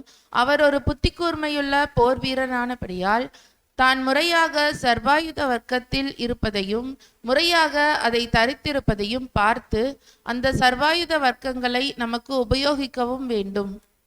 அப்ப பாருங்க, ஒரு நல்ல போர் சேவகன் அப்படின்னா என்ன பண்ணி ஆகணும்னு சொல்லுங்க சொல்றாரு அப்படின்னா, முதல்ல தளபதியோடு மிகவும் உணர்ச்சியில் ஒருமைப்பாடு உடையவராக நடந்து கொள்ளணும். நம்மளுடைய தலையாகிய கிறிஸ்து என்ன நினைக்கிறார், அவர் என்ன நாம எப்படி நடக்கணும், எப்படி கடந்து செல்லணும் என்று அவர் நினைக்கிறாரோ, நம்மளுடைய தளபதி அவர் தான். அவர் என்ன சொல்லுகிறாரோ அந்த வார்த்தைகளுக்கு கீழ்ப்பட்டு நடக்கின்றோமா, அப்படி நடந்தாதான் நாம் உண்மையான போர் சேவர். அது மட்டும் இல்ல, நாம் ஒரு சர்வாயுத வர்க்கத்தை தரித்திருக்கிறோம், நமக்கு தந்திருக்கின்றார். அந்த சர்வாயுத வர்க்கத்தை நாம் பயன்படுத்திக்கிறோமா? எபேசியர் 6ஆம் அதிகாரத்தில் சொல்லப்பட்டிருக்கின்ற இந்த சர்வாயுத வர்க்கங்கள் என்ன? அப்ப அந்த வர்க்கங்களை நம்மோடு அந்த வசனங்களோடு நாம் பழகி பார்த்து இருக்கின்றோமா, அல்லது அந்த சர்வாயுத வர்க்கத்தை நாம் உபயோகப்படுத்துகின்றோமா? உபயோகப்படுத்தாமே வச்சிருந்தோம் அப்படின்னா ஒரு போர் வீரனுடைய வாள் உபயோகப்படுத்தாம அதை சரியான முறையில் கவனிக்காம வச்சிருந்தா போர்க்களத்துக்கு போக முடியாது. எப்பவும் கூர்மையாக வைத்திருக்கின்றோம். சண்டை நடக்குதோ இல்லையோ, ஒரு 5 வருஷம் 10 வருஷத்துக்கு ஒரு முறை சண்டை வரலாம். ஒரு சில போர் வீரனுக்கு வாழ்நாள் முழுவதும் சண்டையை சந்திக்காம கூட இருக்கலாம். ஆனாலும் அந்த போர் வீரன் என்னதான் செஞ்சாங்கணும் அப்படின்னா அந்த போர் ஆயுதங்களோடு பழகிக்கிட்டே தான் இருக்கணும், அதை புதுப்பிச்சுக்கிட்டே தான் இருக்கணும். அப்படி இருந்தால் மட்டுமே தான் அந்த போருக்கு ஆயத்தமாக இருக்க முடியும், எதிரிகளை சமாளிக்க முடியும், தனக்கு வரக்கூடிய ஆபத்திலிருந்தும் தன்னை பாதுகாத்துக் கொள்ள முடியும். அதே போலதான் பிரியமானவர்களே, நமக்கும் அந்த சர்வாயுத வர்க்கம் கொடுக்கப்பட்டிருக்கின்றது. அதை நாம் எந்நேரமும் உபயோகப்படுத்தணும்.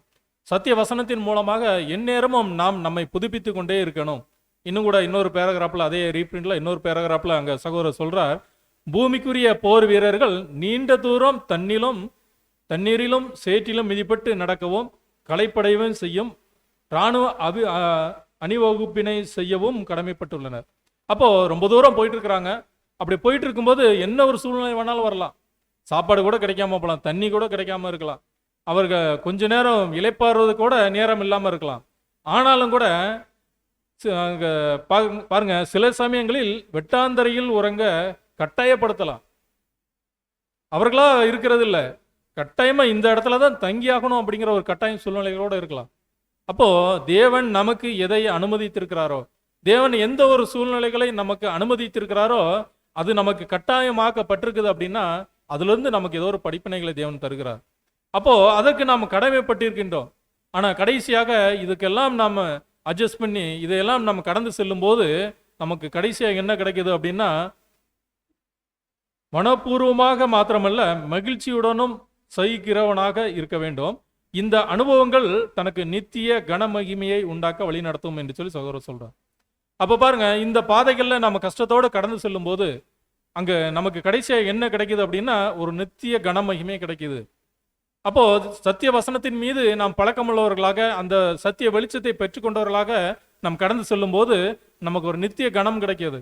ஒருவேளை அப்படி இல்லை அப்படின்னா அங்க என்ன நடக்க நேரிடும் என்று சொல்லி சகோதரர் சொல்லும் போது, போர் சேவகனுக்கு சம்பந்தமில்லாத விஷயத்துக்கு திசை மாறி போகாதபடிக்கு நீங்க ஜாக்கிரதையா இருங்க. அப்ப நம்ம ஒரு போர்க்களத்துல தான் இருக்கிறோம், நாம ஒரு போர் வீரன், சிலுவை சுமக்கின்ற போர் வீரன். அப்போ எந்நேரமும் அந்த ஒரு பட்டயங்களை நம்ம ஆயத்தமாக வச்சிருக்கணும், அந்த பட்டயங்களை புதுப்பிச்சுக்கிட்டே இருக்கணும்.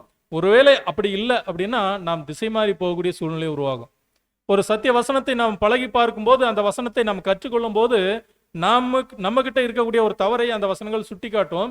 அப்படி சுட்டி காட்டும் போது அந்த எச்சரிப்பின் வார்த்தைகளை நம்ம எடுத்துக்கொள்ளணும். அப்படி நம்ம அதை எடுத்துக்கொள்ளணும் அப்படின்னா அங்கே என்ன நடக்கும் அப்படின்னா நம்மளுடைய பாதையே மாறி போயிடும். அப்போ ஒரு போர் வீரன் காட்டுக்குள்ளே போயிட்டு இருக்கிறான், கையில் ஒரு மேப் வச்சிருக்கிறாங்க அப்படின்னா அந்த மேப்பை கொஞ்ச நேரம் கவனிக்காம விட்டாங்க அப்படின்னா என்ன ஆகும் அப்படின்னா அவங்க போய் சேர வேண்டிய இடத்துக்கு போகிறதுக்கு பதிலாக வேற ஒரு இடத்துக்கு போயிடுவாங்க, ஒரு ஆபத்து நிறைந்த இடத்துக்கு போயிடுவாங்க. அப்போ நாமும் ஜாக்கிரதையாக இருக்கணும். அப்படி ஜாக்கிரதை இல்லை அப்படின்னா கிறிஸ்துவின் போர் சேவகன் அப்படிங்கிற வகுப்பிலிருந்தே நாம் வெளியேற நேரிடும். அப்போ அவருடைய போர் சேவகர்களாக தொடர்ந்து நம்ம பின்னாடி போயிட்டு இருக்கிறோம். நம்மளுடைய தளபதி நமக்கு முன்பாக போயிருக்கிறார். அப்போ இதை நம்ம சரியான முறையில் கற்றுக்கொண்டு நாம் தொடர்ந்து செல்லலை அப்படின்னா நாம் திசை மாறி போகிறது மட்டுமில்லை, அந்த அணிவகுப்பிலே நமக்கு இடம் இல்லாமல் போயிடும். அப்படின்னா என்ன அர்த்தம்? நான் திருச்சபையின் அழைப்புக்குள்ளாக வந்திருக்கிறோம். எதுக்காக வந்திருக்கிறோம்? ஆளுகைக்கு நாம் நம்மை பாத்திரவன்களாய் மாற்றணும். திருச்சபை அப்படிங்கிற அங்கத்தினருக்கு நமக்கு இடம் கிடைக்கணும். ஒருவேளை நாம் இந்த ஒரு தவறுகளை செய்யும்போது தேவனுக்கு முன்பாக நம்மை உத்தமனாக நிலைநிறுத்துவதற்கு நாம் ஜாக்கிரதையாக இல்லை அப்படின்னா அணிவகுப்பிலிருந்து ஒரு போர் சேவகன் வெளியேற்றப்படுவது போல இந்த திருச்சபை அழைப்பிலிருந்தும் நாம் வெளியேற்றப்படுவோம். அப்போ வெளியேற்றப்படக்கூடாது அப்படின்னா நாம் ஜாக்கிரதை உள்ளவர்களாக இருக்கணும். அப்படி நாம் தொடர்ந்து செல்வதற்கு அநேக தாளந்துகளை, ஒவ்வொருவருக்கும் ஒவ்வொரு விதமான தாளந்துகளை அங்கே கொடுத்துருக்கிறார். அந்த தாளந்துகளை பயன்படுத்தி நாம் கடந்து செல்லணும். அப்போ பிரியமானவர்களே, தாளந்துகள் என்று சொல்லி பார்க்கும்போது தேவன் ஒவ்வொருவருக்கும் ஒவ்வொரு தாளந்துகள் கொடுத்திருக்கின்றார். இதை சத்திய வெளிச்சத்தின் மூலமாக நம்மகிட்ட இருக்கிற தாளந்துகள் என்ன அப்படிங்கிறத நாம் முதல்ல கற்றுக்கணும். அப்போ சத்திய வெளிச்சத்தின் மூலமாக நான் வார்த்தைகளை கற்றுக்கொள்வது மட்டுமல்ல, நம்மகிட்ட இருக்கக்கூடிய தாளந்துகள் என்ன அப்படிங்கிறத கூட நம்ம எப்படி தான் தெரிஞ்சுக்கணும் அப்படின்னா சத்திய வெளிச்சத்தின் மூலமாக தெரிஞ்சுக்கணும். அப்படி தெரிஞ்சுக்கிட்டு நமக்குரிய தாளந்துகள் என்ன, தேவன் நமக்கு என்ன ஒரு தாளந்தை தந்திருக்கின்றார், அந்த தாளந்தை தேவனுக்காக நம்ம பயன்படுத்தணும். அப்போ தேவனுக்காக பயன்படுத்துவதன் மூலமாக நாம் என்ன செய்ய முடியும் அப்படின்னா அந்த தாளந்துகள் மூலமாக நம்மை பாதுகாத்து கொள்ள முடியும். எப்படி பாதுகாத்து கொள்ள முடியும் அப்படின்னா அந்த ஒரு அணிவகுப்பிலிருந்து, திருச்சபை அழைப்பிலிருந்து நாம் தவறிடாதபடிக்கு அந்த தாளந்துகள் நம்மை பாதுகாத்து கொள்ளும் என்று சொல்லி அந்த சகோதரர் எழுத்துக்குள்ள நாம் பார்க்கிறோம். பிரியமானவர்களே, இன்னும் 2 தீமோத்தேயு 2ஆம் அதிகாரம் 19வது வசனம். ஆகிலும் தேவனுடைய உறுதியான அஸ்திபாரம் நிலைத்திருக்கிறது, கர்த்தர் தம்முடையவர்களை அறிவார் என்பதும், கிறிஸ்துவின் நாமத்தை சொல்லுகிற எவனும் அநியாயத்தை விட்டு விலக கடவான் என்பதும் அதற்கு முத்திரையாய் இருக்கிறது. பாருங்க, இந்த வசனத்துல தேவனுடைய உறுதியான அஸ்திபாரம் நிலைத்திருக்கிறது. அப்போ சத்திய வெளிச்சத்தின் மூலமாக நாம் எந்த பாதையில் கடந்து சென்றா நம்மளுடைய பாதை உறுதியாக இருக்கும் அப்படிங்கிறத நாம் புரிஞ்சுக்கணும். புரிஞ்சுக்கிட்டு அந்த நிலையான அஸ்திவாரம் இருக்கக்கூடிய அந்த ஒரு பாதையில நாம் தொடர்ந்து செல்லும் போது அது நம்ம எங்க வழி நடத்துது அப்படின்னா சரியான பாதைக்கு நம்மை வழி நடத்துது.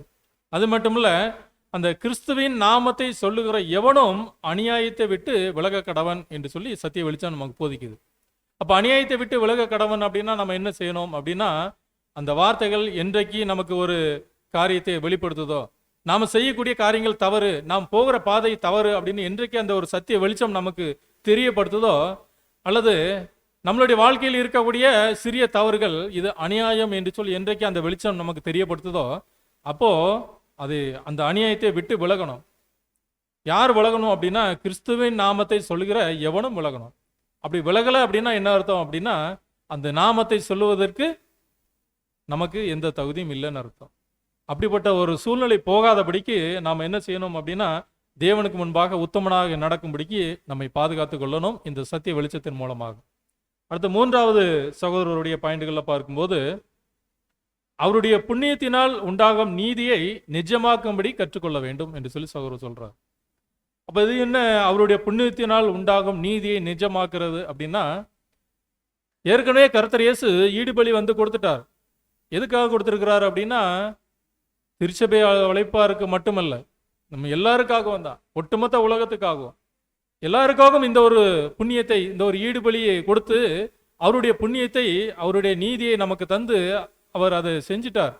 ஆனால் இதெல்லாம் இன்னும் நிறைவேறிச்சா அப்படின்னா இன்னும் முடியலை. ஏன் அப்படின்னா அவர் இந்த ஒரு ஈடுபலியை கொடுத்து விலைக்கரையமாக கொடுத்து வாங்கி நமக்கு ஜீவனை தரக்கூடிய விஷயத்தை அவர் பெற்றுக்கொண்டார் அப்படின்னாலும் கூட இன்னும் மரணம் நடந்துகிட்டு இருக்குது.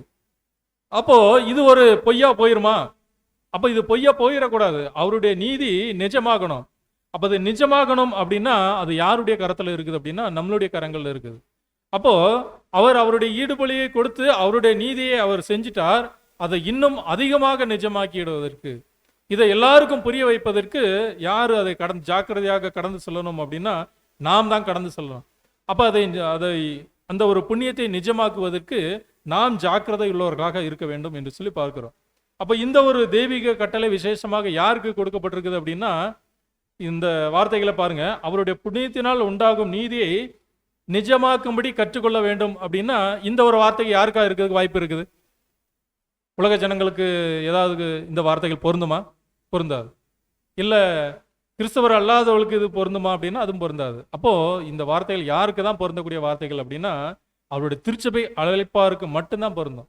அப்போ இந்த ஒரு புண்ணியத்தை நிஜமாக்கக்கூடிய பொறுப்பு யாருக்கிட்ட தான் இருக்குது அப்படின்னா திருச்சபை ஒப்பார்கிட்ட தான் இருக்குது. அப்போ திருச்சபை ஒப்பார் தான் திருச்சபை ஒப்பார் அப்படின்னா யாரோ அப்படின்னு நினைச்சிட்டு உட்காந்துடக்கூடாது. அப்போ பிரியமானவர்களே, அந்த அழைப்புக்குள்ள ஓடிட்டு இருக்கிறது நாம தான். அப்போ நாம எப்படி இருக்கணும் அப்படின்னா அதை நிஜமாக்கணும். அதை நிஜமாக்குவதற்கு நம்மாலான முயற்சிகளை எடுக்கணும். அது எடுக்க வேண்டிய ஒரு காரியம் நம்மளுடைய விஷயமா இருக்குது. அப்போ இப்படியாக இந்த ஒரு அழைப்புக்குள்ள வந்திருக்கிறோம்.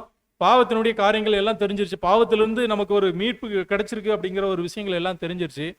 அப்போ இந்த ஒரு உலகத்துல யாருக்கும் கிடைக்காத ஒரு வாய்ப்பு நமக்கு கிடைச்சிருக்கு. நம்ம அநேக நேரத்தில் சொல்லுவோம், யாருக்கும் கிடைக்காத ஒரு மிகப்பெரிய வாய்ப்பை நீங்க எனக்கு தந்திருக்கீங்க என்று சொல்லி ஜெபம் பண்ணுவோம். ஆனா பிரியமானவர்களே, இந்த ஒரு அழைப்பு எப்படி வந்தது? இது வருவதற்கு நம்மகிட்ட ஏதாவது தகுதி இருக்குதா அப்படின்னா எந்த தகுதியும் நம்மகிட்ட இல்லை. ஆனா இந்த அழைப்பு வந்திருக்குது. வாசிக்கலாம், எபேசியர் 2ஆம் அதிகாரம் 8வது வசனம். கிருபையினாலே விசுவாசத்தை கொண்டு ரட்சிக்கப்பட்டீர்கள். இது உங்களால் உண்டானதல்ல, இது தேவனுடைய ஈவு. ஒவ்வொருவரும் பெருமை பாராட்டாதபடிக்கு இது கிரியைகளினால் உண்டானதல்ல. அப்ப பாருங்க பிரியமானவர்களே, நான் ஒரு கிருபையினால தான் இங்க வந்திருக்கிறோம். இந்த ஒரு அழைப்புக்குள்ள வந்திருக்கிறோம். நாம் இந்த மிகப்பெரிய ஒரு வாய்ப்புகளாக வந்திருக்கின்றோம். திருச்சபை அப்படிங்கிற ஒரு அங்கத்தினர ஆகக்கூடிய ஒரு மிகப்பெரிய ஒரு வாய்ப்பு நமக்கு கிடைச்சிருக்குது அப்படின்னா இது நம்மால உண்டானதில்லை, இது உங்களால் உண்டானதல்ல, இது தேவனுடைய ஈவு. அப்போ தேவன் தான் நம்மேல் வைத்த கிருபை நிமித்தமாக இந்த ஒரு அழைப்பை நமக்கு தந்திருக்கின்றார். இந்த ஒரு அழைப்புக்குள்ள நாம் எங்கெங்கேயோ இருந்திருப்போம், ஒவ்வொரு சபைகளில் இருந்திருப்போம், வெவ்வேறு ஊர்களில் இருந்திருப்போம். ஆனா ஒரு இடத்துல இங்க ஒன்றாக கூடும்படி அவருடைய வார்த்தைகளை கேட்கும்படி இந்த இடத்துக்கு நம்ம அழைத்து வந்தது யார் அப்படின்னா தேவனுடைய சுத்த கிருபை.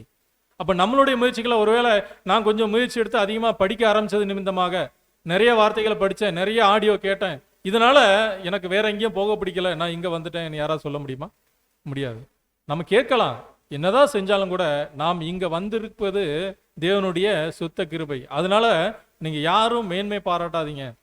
நான் நிறைய படிச்சிருக்கிற இந்த தேவனுடைய வார்த்தைகள் எனக்கு யாருக்கும் தெரியாத அளவுக்கு எனக்கு தெரிஞ்சிருக்குது. அல்லது உலக கிறிஸ்தவர்களை பார்க்கும்போது அவங்க ஒன்றும் தெரியாதவங்க, ஒன்றும் கற்றுக்கொள்வதற்கு அவங்களுக்கு எந்த ஒரு வாய்ப்பும் இல்லை, அவர்களுக்கு சத்திய வெளிச்சமே இல்லை, பைபிளை எப்படி படிக்கணுன்னே தெரியாது. இதை நம்ம ஏதாவது பெருமையாக பேசணும் அப்படின்னா அது தவறு பிரியமானவர்களே. ஆனால் தேவன் நம்மீது வைத்த பிரியத்தின் நிமித்தமாக, தேவனுடைய ஈவு நமக்கு இருந்தது நிமித்தமாக நாம் இந்த ஒரு அழைப்புக்குள்ள வந்திருக்கிறோம்.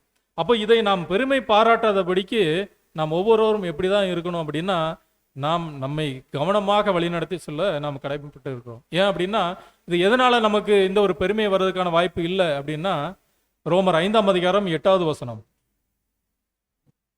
நாம் பாவிகளாய் இருக்கையில் கிறிஸ்து நமக்காக மரித்ததினாலே தேவன் நம்மேல் வைத்த தமது அன்பை விளங்க பண்ணுகிறார். அப்ப பாருங்க, நாம் எப்படி இருக்கும்போதான் பாவிகளா இருக்கையில். அப்ப நம்ம ஏதோ ஒரு நல்ல விதத்தில் இருக்கும்போது அல்லது ஒரு ஆடியோவை கேட்டு அதன் மீது விருப்பம் வைக்கும்போது தேவன் நம்மை தெரிந்து கொண்டார் அப்படி இல்லை. நாம் பாவிகளாக தான் இருக்கோம். என்னதான் நாம் முயற்சிகள் செய்தாலும் கூட நாம் பாவத்தில் பிறந்திருக்கிறோம். நாம் பாவிகளா இருக்கும்போதே கிறிஸ்து நமக்காக மரிச்சிட்டார். நமக்காக மரித்து நமக்கான ஒரு ஈடு கிரயம் வாங்கிட்டார், நம்மை அப்பவே தெரிந்து கொண்டார். ஸோ இப்படியாக அவருடைய கிருபை நிமித்தமாக நாம் இங்க சேர்ந்திருக்கிறோம் என்று சொல்லி பார்க்கிறோம். அப்போ பிரியமானவர்களே, அப்படின்னா தேவன் எப்படி நம்மளை செலக்ட் பண்ணியிருப்பார், தேவன் எப்படி நம்மளை தெரிந்து கொண்டிருப்பார் என்று சொல்லி பார்க்கும்போது நம்மளுடைய இருதயத்தை அவர் உற்று நோக்கி பார்க்கிறவராக இருக்கிறார். மனிதனோ முகத்தை பார்க்கிறான், தேவன் இருதயத்தை பார்க்கிறார். அப்ப நம்முடைய இருதயத்துல இந்த ஒரு சத்திய வெளிச்சம் இருக்குதா அப்படின்னு சொல்லி அப்போ பார்த்துருக்க முடியாது. ஏன்னா அப்போ நம்ம வெளிச்சம் பெற்றிருக்க மாட்டோம். ஆனால் நம்முடைய இருதயத்தை அவர் எப்படி பார்த்துருக்கிற வாய்ப்பு இருக்குது அப்படின்னா, நம்முடைய இருதயத்தின் சிந்தனைகள் எப்படிப்பட்டதா இருக்குது, இருதயத்தில் இருக்கக்கூடிய அந்த நோக்கங்கள் நேரான நோக்கமா இருக்குதா, அந்த நீதியின் மீதான நம்மளுடைய விருப்பம் எப்படி இருக்குது, நீதி செய்யக்கூடிய விருப்பம் நம்ம கிட்ட எப்படி இருக்குது. நமக்கு யாராவது எந்த ஒரு துரோகம் செஞ்சாலும் கூட, எவ்வளவு தவறு செஞ்சாலும் கூட, நாம் நீதியாக தான் நடந்து கொள்ளணும் அப்படிங்கிற அந்த நீதியின் மீதான விருப்பம் பிரயாசம் எப்படி இருக்குது, அதை தேவன் பார்க்கிறார். அப்போ நாம் நீதியான கிரியை நம்மகிட்ட இருந்தது அப்படின்னா அந்த நீதி செய்யக்கூடிய கிரியையை தேவன் ஏற்றுக்கொள்கிறார். ஸோ அதன் நிமித்தமாக தான் இந்த ஒரு அழைப்புக்குள்ளாக தேவன் நம்மளை அழைச்சிருக்கிறார். ஸோ பிரியமானவர்களே, அப்போ இந்த ஒரு சத்திய வெளிச்சத்தின் மூலமாக நாம் தொடர்ந்து நடக்கும்போது அவருடைய புண்ணியத்தினால் உண்டாகும் நீதியை நிஜமாக்கும்படி அதிகமாக கற்றுக்கொண்டு நாம் தொடர்ந்து பயணித்து செல்லும்போது தேவனுக்கு முன்பாக நம்மை உத்தமனாக நிலைநிறுத்த முடியும் என்று சொல்லி இந்த ஒரு பாயிண்ட் மூலமாக நாம் பார்க்கலாம். அடுத்து நான்காவதாக, நாம் அழைக்கப்பட்ட நோக்கத்திற்கு நம்முடைய ஜீவியம் கனம் செலுத்துகிறதா இருக்க வேண்டும் என்று சொல்லி சகோதரர் சொல்றார். அப்போ இது எப்படி கனம் செலுத்துகிறதா இருக்கணும் அப்படின்னா, நாம் ஒரு நோக்கத்துக்காக அழைக்கப்பட்டிருக்கின்றோம். இந்த வாய்ப்பு மிகப்பெரிய வாய்ப்பு, மிக பரிசுத்தமான ஒரு வாய்ப்பு. பரிசுத்த ஜாதி அப்படின்னு சொல்லி இதுக்கு பேர் இருக்குது. அப்போ பாருங்க, இவ்வளோ பெரிய பரிசுத்த ஜாதி அப்படிங்கிற ஒரு அழைப்புக்குள்ள நம்ம வந்திருக்கிறோம் அப்படின்னா நாம் எப்படிப்பட்டவர்களா இருக்கணும் அப்படின்னா, நம்மளுடைய அழைப்பின் நோக்கத்தை உணர்ந்தவர்களாக, நம்மகிட்ட இருக்கக்கூடிய சகல புளிப்பையும் நம்மகிட்ட இருந்து வெளியேற்ற அன்றாடம் முயற்சி செய்கிறோமா? இது நம்மை நாமே கேள்வி கேட்டுக்கொள்ளணும். ஒவ்வொரு நாளுமே நம்ம கேள்வி கேட்கணும். இன்றைக்கு என்கிட்ட ஏதாவது ஒருவேளை நைட்டு நம்ம படுக்கைக்கு செல்லும் போது இன்னைக்கு முழுவதும் என்கிட்ட ஏதாவது ஒரு புளிப்பு, ஏதாவது ஒரு தவறு, எனக்கு தெரியாம கூட ஏதாவது ஒரு தவறு செஞ்சிருக்கின்றேனா, ஏதாவது உதவி கேட்டு அதை மறுத்திருக்கிறேனா, அல்லது தேவனுக்கு பிரியமில்லாத ஏதாவது ஒரு காரியம் செஞ்சிருக்கின்றன, ஏதாவது ஒரு சிறு தவறு, சிறிய புளிப்பு என்கிட்ட இருக்குதா? இதை அன்றாடம் நம்ம முயற்சி செய்யணும். எப்படின்னா, இன்றைக்கு என்கிட்ட ஏதாவது ஒரு தவறான காரியங்கள் இருக்குதா அப்படிங்கிறத நாம் பார்க்கணும். இதை எப்படி செய்யணும் அப்படின்னா, சகோதரர், அன்றாடம் அப்படி இருந்தது அப்படின்னா, இன்றைக்கு ஏதாவது ஒரு விஷயத்துல தவறு இருந்தேன்னா நாளைக்கு இதுல நான் ஜாக்கிரதையா இருக்கணும். அப்போ சகல புளிப்பையும் நம்மிடமிருந்து வெளியேற்ற அன்றாடம் முயற்சி செய்கிறோமா அப்படிங்கிறத நம்மை நாமே கேள்வி கேட்டுக்கணும். அப்படி கேள்வி கேட்டு கடந்து செல்லணும். அடுத்ததாக, இரண்டாவது, பாவம் நம்மிடத்தில் தங்கி கிரியை செய்வதற்கு விருப்பமற்றவர்களாக இருக்கிறோமா? அந்த பாவம் எப்படிப்பட்ட ஒரு பாவமாக இருக்கலாம், ஒரு சிறிய விஷயமாக கூட இருக்கலாம். அந்த பாவம் நம்மகிட்ட, ஒரு தவறு நம்மகிட்ட தங்குது இருக்குது அப்படின்னா அந்த தவறுக்கு காரணம் என்ன அப்படின்னா, அதன் மீது நமக்கு விருப்பம் இருக்குது, அந்த சிறிய தவறின் மீது நமக்கு ஒரு நாட்டம் இருக்குது. உலக காரியத்தின் மீது நம்மளுடைய கவனம் போகுது அப்படின்னா அந்த காரியத்தின் மீது நம்மளுடைய விருப்பம் இருக்குது. அந்த காரியம் நம்மோடு தங்குவதற்கு நாம் விருப்பப்படுகிறோம். அதனாலதான் அந்த பாவம் நம்மகிட்ட இருக்குது. அப்போ தேவனுக்கு முன்பாக இப்படி இருந்தா நம்ம உத்தமனா நிலைநிறுத்த முடியுமானா முடியாது. அப்போ பாவம் நம்மிடத்தில் தங்கி அது கிரியை செய்வதற்கு விருப்பமற்றவர்களாக நாம் இருக்கிறோமா அப்படிங்கிறத நாமே கேள்வி கேட்டு பார்க்கணும். அப்படி ஒருவேளை நம்ம கிட்ட பாவம் இருக்கக்கூடிய அளவுக்கு ஏதாவது உலக காரியங்கள்ல நாம் விரும்பிக்கிட்டு இருந்தோம் அப்படின்னா அதை நம்மை விட்டு மொத்தமா அகற்றணும். விருப்பம் என்று சொல்லி பார்க்கும்போது ஒவ்வொருவருக்குமே ஒவ்வொரு விதமான விருப்பங்கள் இருக்கும். அந்த விருப்பம் எப்படிப்பட்ட விருப்பமா இருக்குது? நாம் விரும்பக்கூடிய காரியம் தேவனுக்கு பிரியமானது தானா? ஒரு பொருளை வாங்கணும்னு சொல்லி விரும்புகிறோம், அந்த பொருளை நாம் வாங்குவது தேவனுக்கு பிரியம் தானா?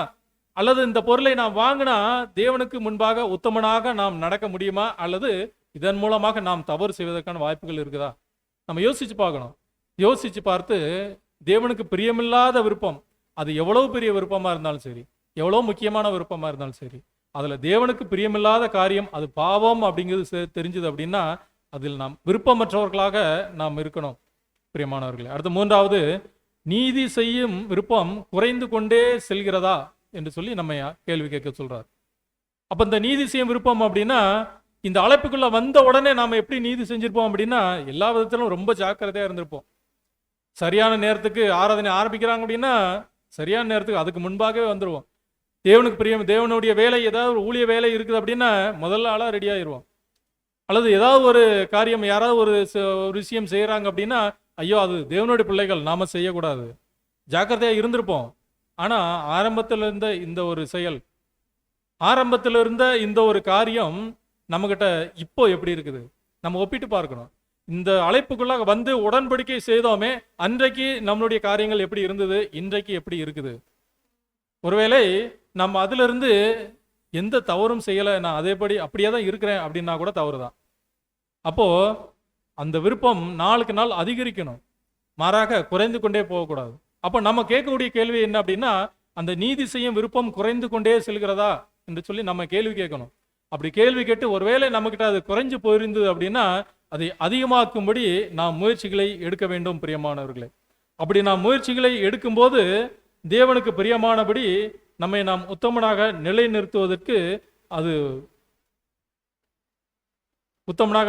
நிலைநிறுத்துவதற்கு நம்மை வழி நடத்தும் என்று சொல்லி பார்க்கிறோம். இது நம்ம கேள்வி கேட்டு நம்மை நாமே சுய பரிசோதனை செய்கிறோம். அடுத்து செஞ்சதுக்கு பிற்பாடு நம்மளுடைய வாழ்க்கை எப்படிப்பட்ட ஒரு வாழ்க்கையாக இருக்கணும் அப்படின்னா, தேவனுக்கு கனம் செலுத்தக்கூடிய ஒரு ஜீவியமாக அது இருக்கணும். அப்போ இந்த ஒரு புளிப்பை குறித்து கூட பார்க்கும்போது சிறிய தவறு தான் நம்மகிட்ட இருக்கு. ஒரு சிலர் நினைக்கலாம், ஆரம்பத்தில் இந்த அழைப்புக்குள்ள வரும்போது கூட என்கிட்ட ஒரு சில தவறுகள் இருந்தது, ஆனால் நாளாக நான் நல்லாவே சரி பண்ணிட்டேன், ஏதோ கொஞ்சம் கொஞ்சம் இருக்குது, அது பரவாயில்ல அப்படின்னு நினைச்சாலும் அது தவறு தான். அதுதான் 1 கொரிந்தியர் 5ஆம் அதிகாரம் 6வது வசனத்துல, நீங்க மேன்மை பாராட்டது நல்லதல்ல, என்கிட்ட ஒரு சின்ன தவறு தான் இருக்குது, ஆனா அவங்க கிட்ட பெரிய தவறு இருக்கு. கம்பேர் பண்ணி பார்க்கறது ஒவ்வொரு சகோதரன் சகோதரிகளை. அப்போ கம்பேர் பண்ணி பார்த்து அவங்க பெரிய தவறு செய்யறாங்க, ரொம்ப பாவம் செய்யறாங்க, அவங்கள கம்பேர் பண்ணி பார்க்கும்போது நான் எவ்வளவோ பரவாயில்ல. நாமே இது ஒரு மேன்மை பாராட்டக்கூடிய விஷயம்தான். ஏன் அப்படின்னா அவர்களை காட்டிலும் நாம் உத்தமனாக இருக்கிறோம் என்று சொல்லி நாம நிதானித்துக் கொள்வது. அப்போ இப்படிப்பட்ட ஒரு எண்ணம் இல்லாதபடிக்கு, ஒருவேளை சிறிய தவறு இருந்தாலும் கூட, சிறிய எண்ணம் இருந்தாலும் கூட, கொஞ்சம் புளித்த மா பிசைந்த மா முழுவதையும் புளிப்பாக்கும் என்று அறியீர்களா என்று சொல்லி எச்சரிக்கிறார். அப்போ இப்படியாக நாம் கடந்து செல்லணும் பிரியமானவர்களை. முற்றிலுமாக புளிப்பை நீக்கி போடணும். அடுத்ததாக நம்மளுடைய ஜீவியம் கனம் செலுத்தக்கூடிய ஜீவியமா இருக்கணும் அப்படின்னா நாம் எப்படி ஜீவிக்கணும் அப்படின்னா, நம்மளுடைய எண்ணங்கள் சத்தியத்தின் மூலம் சுத்திகரிக்கப்பட வேண்டும். சுத்திகரிக்கப்படணும் அப்படின்னா எப்படி அப்படின்னா, ஏதாவது ஒரு விருப்பம் நம்மக்கிட்ட இருக்குது, ஏதாவது ஒரு காரியத்தை நம்ம விரும்புகிறோம். அந்த விருப்பம் எப்படி போய் இருக்கணும் அப்படின்னா, இந்த விருப்பம் தேவனுக்கு பிரியமானது தானா, சத்திய வசனத்துக்கும் இந்த விருப்பத்துக்கும் எப்படி இருக்குது, வசனத்துக்கு ஒத்து போகிறதா இருக்குதா, சத்திய வசனத்துக்கு மேல் வாஞ்சி உள்ளவனாக என்னுடைய விருப்பம் இருக்குதா பார்க்கணும். அப்படி இல்லை அப்படின்னா சத்திய வசனங்கள் மூலமாக நம்மளுடைய அந்த விருப்பங்கள் சுத்திகரிக்கப்படணும். ஒருவேளை அந்த விருப்பம் தவறான விருப்பமாக இருந்தது அப்படின்னா சத்திய வசனத்தின் மூலமாக, சத்திய வெளிச்சத்தின் மூலமாக அது சுத்திகரிக்கப்படணும். சுத்திகரிக்கப்பட்டு நாம் ஆவியின் கனிகளை கொடுக்கிறவர்களாக இருக்க வேண்டும். ஆவியின் கனிகள் என்று சொல்லி பார்க்கும்போது நமக்கு தெரிஞ்ச விஷயங்கள் தான். நாம் ஒவ்வொருவரிடத்திலும் அன்பு செலுத்துறவர்களாக இருக்கணும். யாராவது நமக்கு ஏதாவது ஒரு இடையூறு செஞ்சிட்டு இருக்காங்க அப்படின்னா ஒவ்வொரு விஷயத்திலும் நாம் நீடிய பொறுமை உள்ளவர்களாக இருக்கணும். அப்போ பாருங்க, அந்த ஆவியின் கனிகள் ஒவ்வொன்றையும் நம்ம கொடுக்கிறவர்களா இருக்கணும். நம்மகிட்ட எப்படி கொடுக்கணும் அப்படின்னா, அந்த கனிகள் நிறைவாய் கொடுக்கத்தக்கதாக நாம் இருக்கணும். நிறைவான கனிகளை கொடுக்கிறவர்களாக நாம் இருக்கணும்.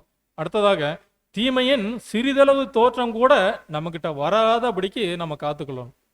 நம்மகிட்ட இருக்கவே கூடாது, இருந்தா வெளியேற்றணும் அப்படின்னு சொல்லி சகோதரர் சொல்றார். ஆனால் ஒருவேளை வெளியேற்றுவது மட்டுமில்ல, வெளியிலிருந்து கூட ஏதாவது ஒரு தீங்கு நம்மகிட்ட வந்துடாதபடிக்கு அந்த தீமையின் சிறிதளவு தோற்றம் கூட, பாருங்க, தீமை நம்மகிட்ட வரக்கூடாதுன்னு கூட சொல்லல, தீமையின் தோற்றம் கூட நம்மகிட்ட வரக்கூடாது அப்படிங்கிறார். அப்போ அந்த அளவுக்கு நாம் ஜாக்கிரதை உள்ளவர்களாக நம்முடைய ஜீவியத்தை நாம் நடத்தி சொல்லணும். அடுத்ததாக நாம் கிறிஸ்துவின் போர் சேவகன் அப்படிங்கிறத நாம் மறந்து போகக்கூடாது. நாம் போர்க்களத்தில் நிற்கக்கூடிய போர் சேவகன். அப்போ நான் எந்நேரமும் நாம் ஜாக்கிரதை உள்ளவர்களாக நாம் இருக்கணும் அப்படிங்கிற ஒரு விஷயத்த நம்ம ஒவ்வொரு நாளும் மறந்து போகக்கூடாது பிரியமானவர்களே. அப்படி மறந்து போகாமல் நாம் தொடர்ந்து பயணிக்கும் போது தான் நம்மளுடைய ஜீவியம் எப்படிப்பட்ட ஜீவியமாக இருக்கணும் அப்படின்னா, தேவனுக்கு முன்பாக நம்மை கனம் செலுத்துகிற ஒரு ஜீவியமாக இருக்கும். அப்போ உண்மை போர் சேவகன் அப்படின்னா அவன் என்ன செய்வான் அப்படின்னா, தன்னுடைய கடமைகளை நிறைவேற்றுவதற்கு எந்நேரமும் ஜாக்கிரதை உள்ளவனாக இருப்பான். தன்னுடைய பட்டயத்தை எனி டைம் அதை கூர்மையாக்கிக்கிட்டே இருப்பான். அப்போ அந்த கூர்மையாக்கக்கூடிய விஷயத்தை எந்நேரமும் செஞ்சுக்கிட்டே இருப்பான். அப்படியாக பார்க்கும்போது, உதாரணத்துக்கு சகோதரர் இது ஒரு வீட்டில் நடக்கக்கூடிய சுத்திகரிப்பை சொல்றார். அப்போ ஒரு வீடை நம்ம இன்னைக்கு சுத்தப்படுத்திருக்கிறோம் அப்படின்னா அடுத்து படுத்த மாட்டோமா அப்படின்னா, டெய்லி ஒரு சிலர் வீட்டை பெருக்கிறது காலையில் ஏற்கனவே பெருக்கினாலும் கூட 1 மணி நேரம் கழிச்சு கொஞ்சம் குப்பை தெரியுதுன்னு மறுபடியும் பெருக்குவாங்க. அப்போ எது காலையில் தான் ஏற்கனவே சுத்தப்படுத்தியாச்சா, மறுபடியும் சுத்தப்படுத்தணும்? அங்கே குப்பை இருக்குது, அதனால சுத்தப்படுத்துகிறோம். அப்போ பிரியமானவர்களே, ஒரு போர் சேவகன் கூட எப்படி இருக்கணும் அப்படின்னா, நம்மளுடைய இந்த உலக பிரகாரமான வீட்டுக்கே நம்ம அப்படி சுத்தத்தை பார்க்குறோம் அப்படின்னா, இது ஒரு ஆவிக்குரிய கூடாரம். இந்த ஆவிக்குரிய கூடாரம் எந்த விதத்திலும் அசுத்தமாகாதபடிக்கு இந்த கூடாரத்துக்கு தேவையான சுத்திகரிப்பு மற்றும் ஆயத்த பண்ணுதல். வீட்டில் சுத்திகரிச்சுட்டு மட்டும் அப்படியே இருந்துருவோமா அப்படின்னா, வெறும் சுத்திகரிப்பு மட்டும் அதோட நிப்பாட்டுறதில்ல.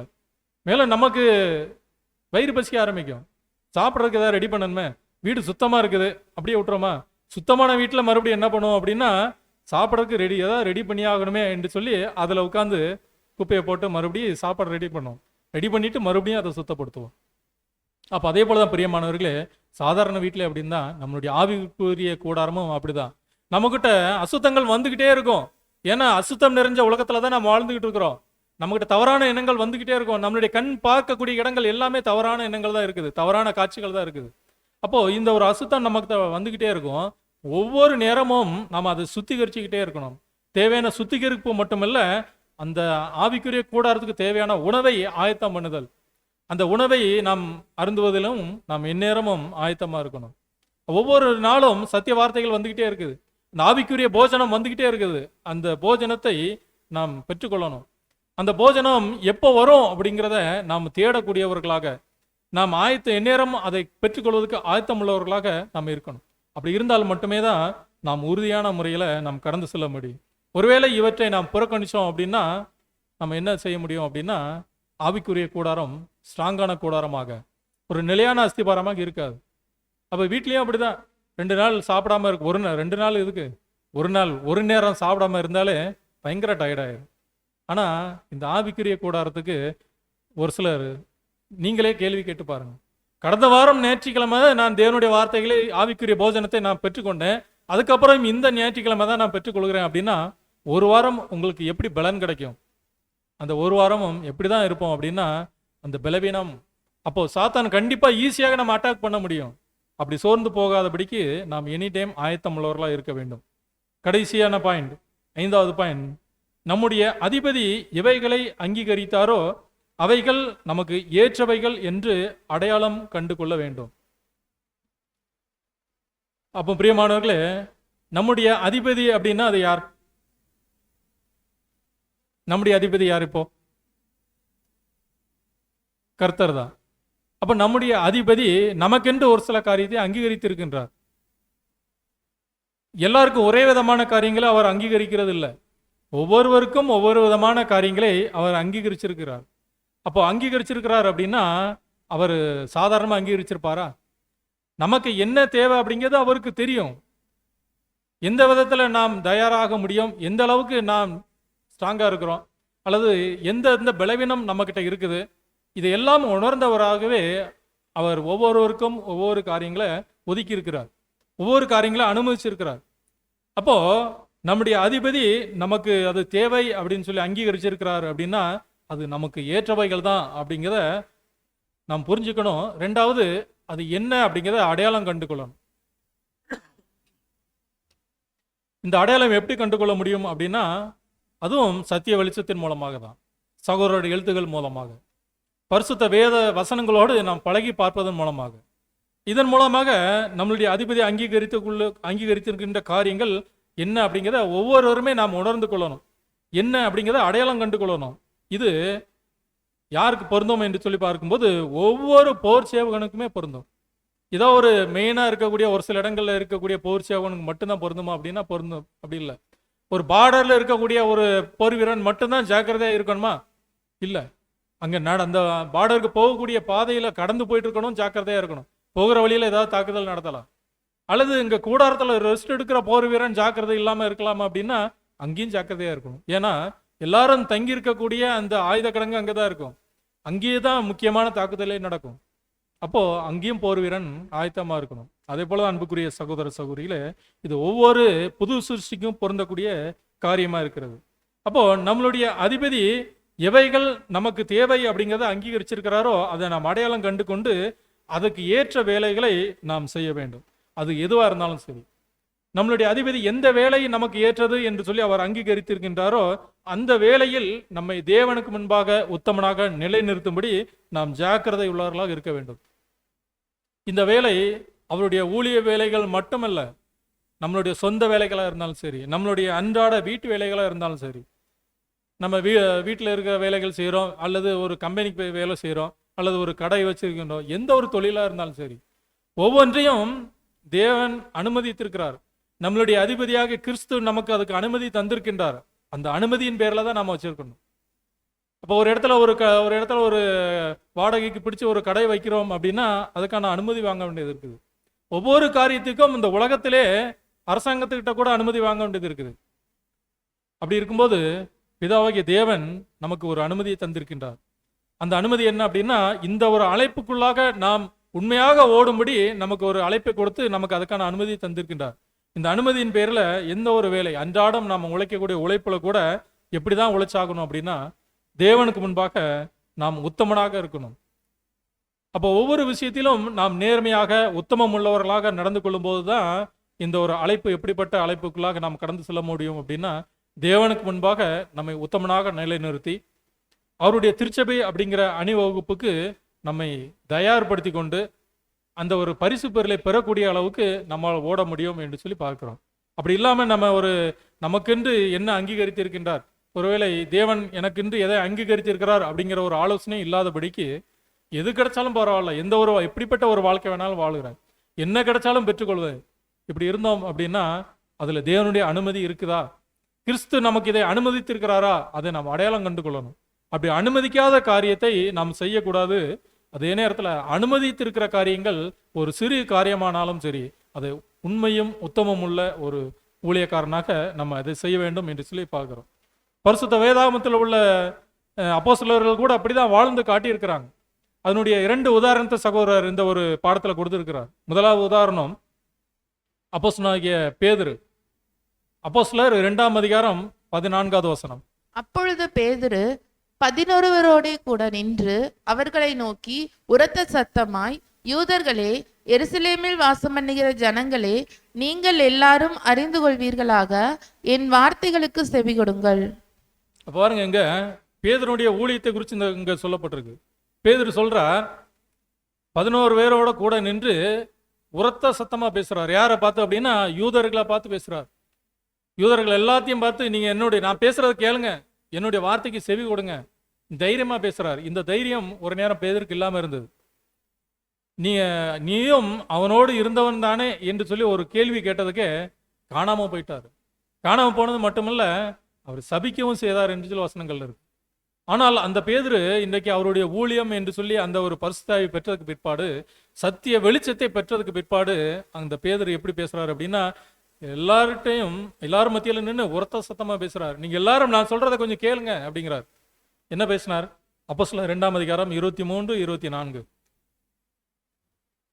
அப்படி இருந்தும் தேவன் நிர்ணயித்திருந்த ஆலோசனையின்படியேயும் அவருடைய முன்னறிவிப்பின்படியேயும் ஒப்பு கொடுக்கப்பட்ட அந்த இயேசுவை நீங்கள் பிடித்து அக்கிரமக்காரருடைய கைகளினாலே சிலுவையில் ஆணியடித்து கொலை செய்தீர்கள்.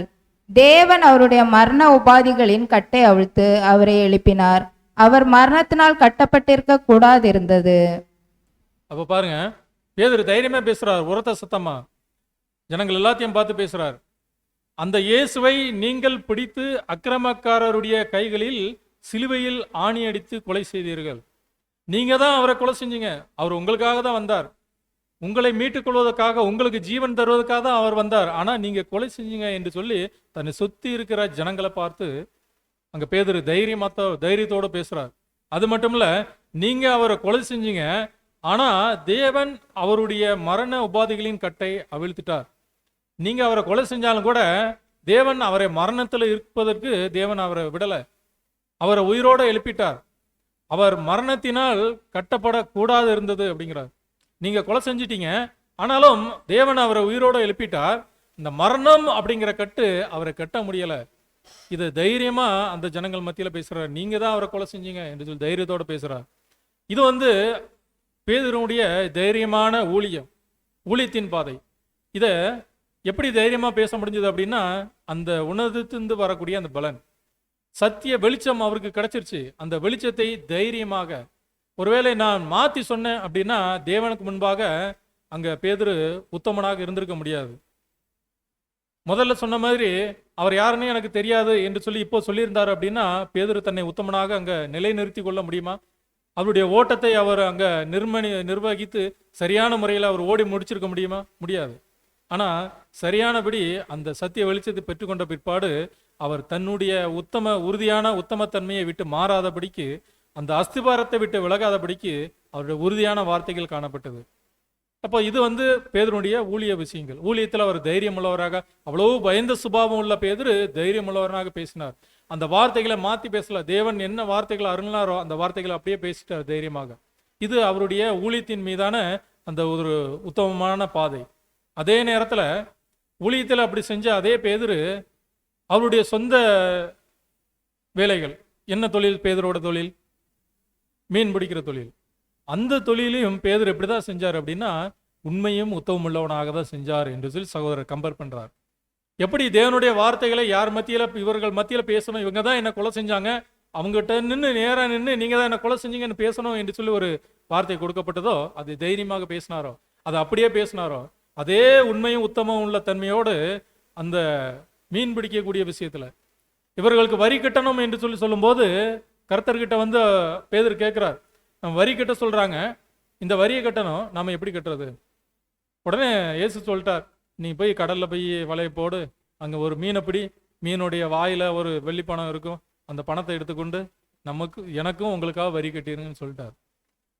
பேதுரு நினைச்சா என்ன செஞ்சிருக்கலாம் அப்படின்னா, அந்த பணத்தை பெற்றுக்கொள்வதற்கு, ஒரு மீன் வாயில இருக்கக்கூடிய ஒரு காசை பெற்றுக்கொள்வதற்கு நாம் அங்க போய் வலை போடணுமா? வேற ஏதாவது ஒரு முறையில ஆக மொத்தத்தில் சம்பாதிக்கணும், அப்படிதானே? ஏதோ ஒரு வகையில சம்பாதிச்சு நான் வரியை கட்டினா போதுமே என்று சொல்லி அவர் சம்பாதிக்க முடிஞ்சதா? அல்லது வேற ஏதாவது முறையில அந்த ஒரு பணத்தை ரெடி பண்ணணும், ஆயத்தம் பண்ணணும், அல்லது அந்த வரியை கட்டாத அளவுக்கு ஏதாவது முயற்சி செய்யணும் என்று சொல்லி நினைத்தார் அப்படின்னா இல்லை.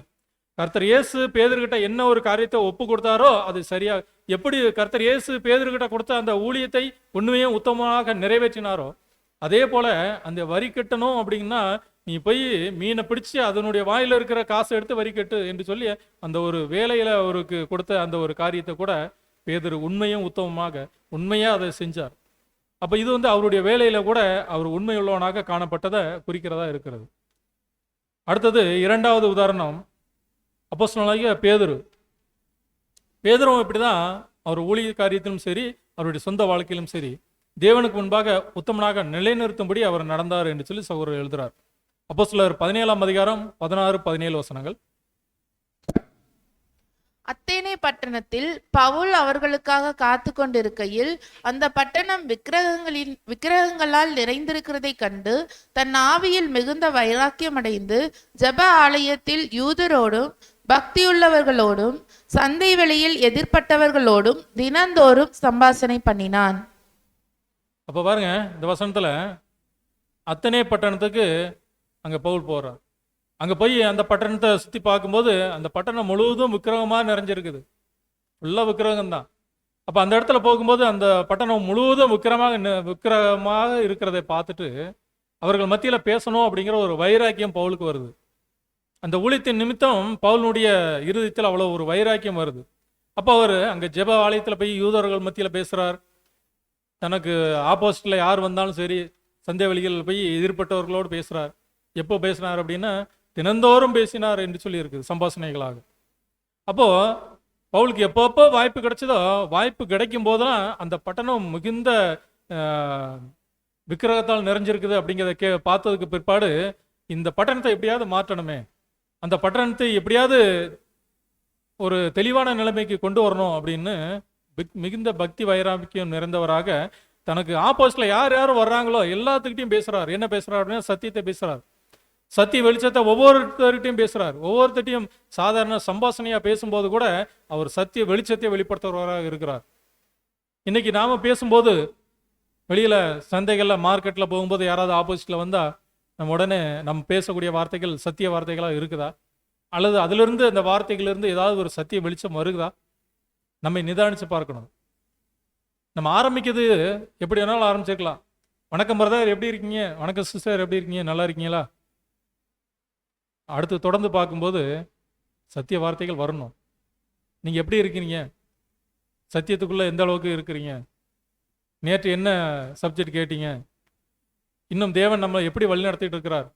அங்கே சைடில் இருக்க ஏதாவது காரியத்தை பார்க்கும்போது அதை குறித்து பேசணும். தேவன் பாருங்க எவ்வளோ அற்புதமான படைப்புகளை படைச்சு வச்சிருக்கிறார். தேவன் எவ்வளவு ஒழுங்கு கிரமமாக நமக்கு தேவையான ஆயத்தங்களை செஞ்சுட்டு வர்றார்.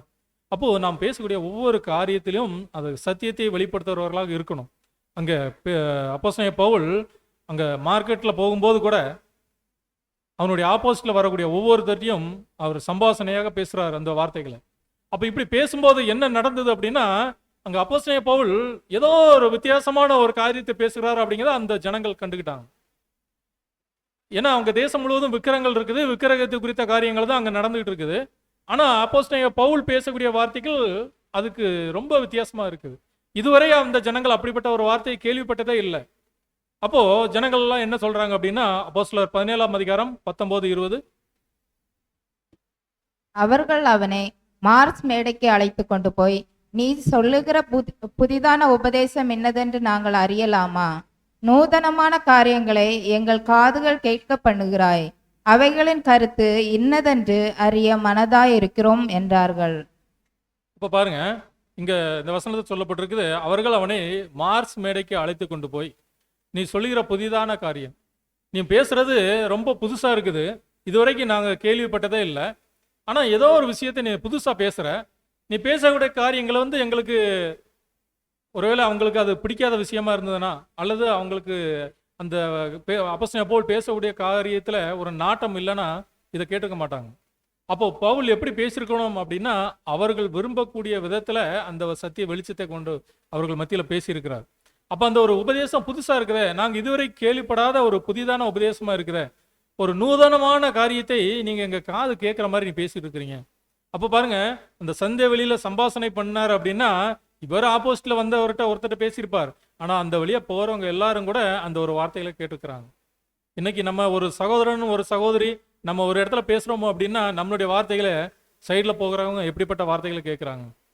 இவர்களும் கிறிஸ்தவர்கள் தான், ஆனால் கிறிஸ்தவனாக இருந்துட்டு இப்படி பண்ணுறாங்களே அப்படின்னு சொல்லக்கூடிய அளவுக்கு ஏதாவது இருக்குதா? நம்மளுடைய கிரியைகள் ஏதாவது அப்படி காணப்படுதா?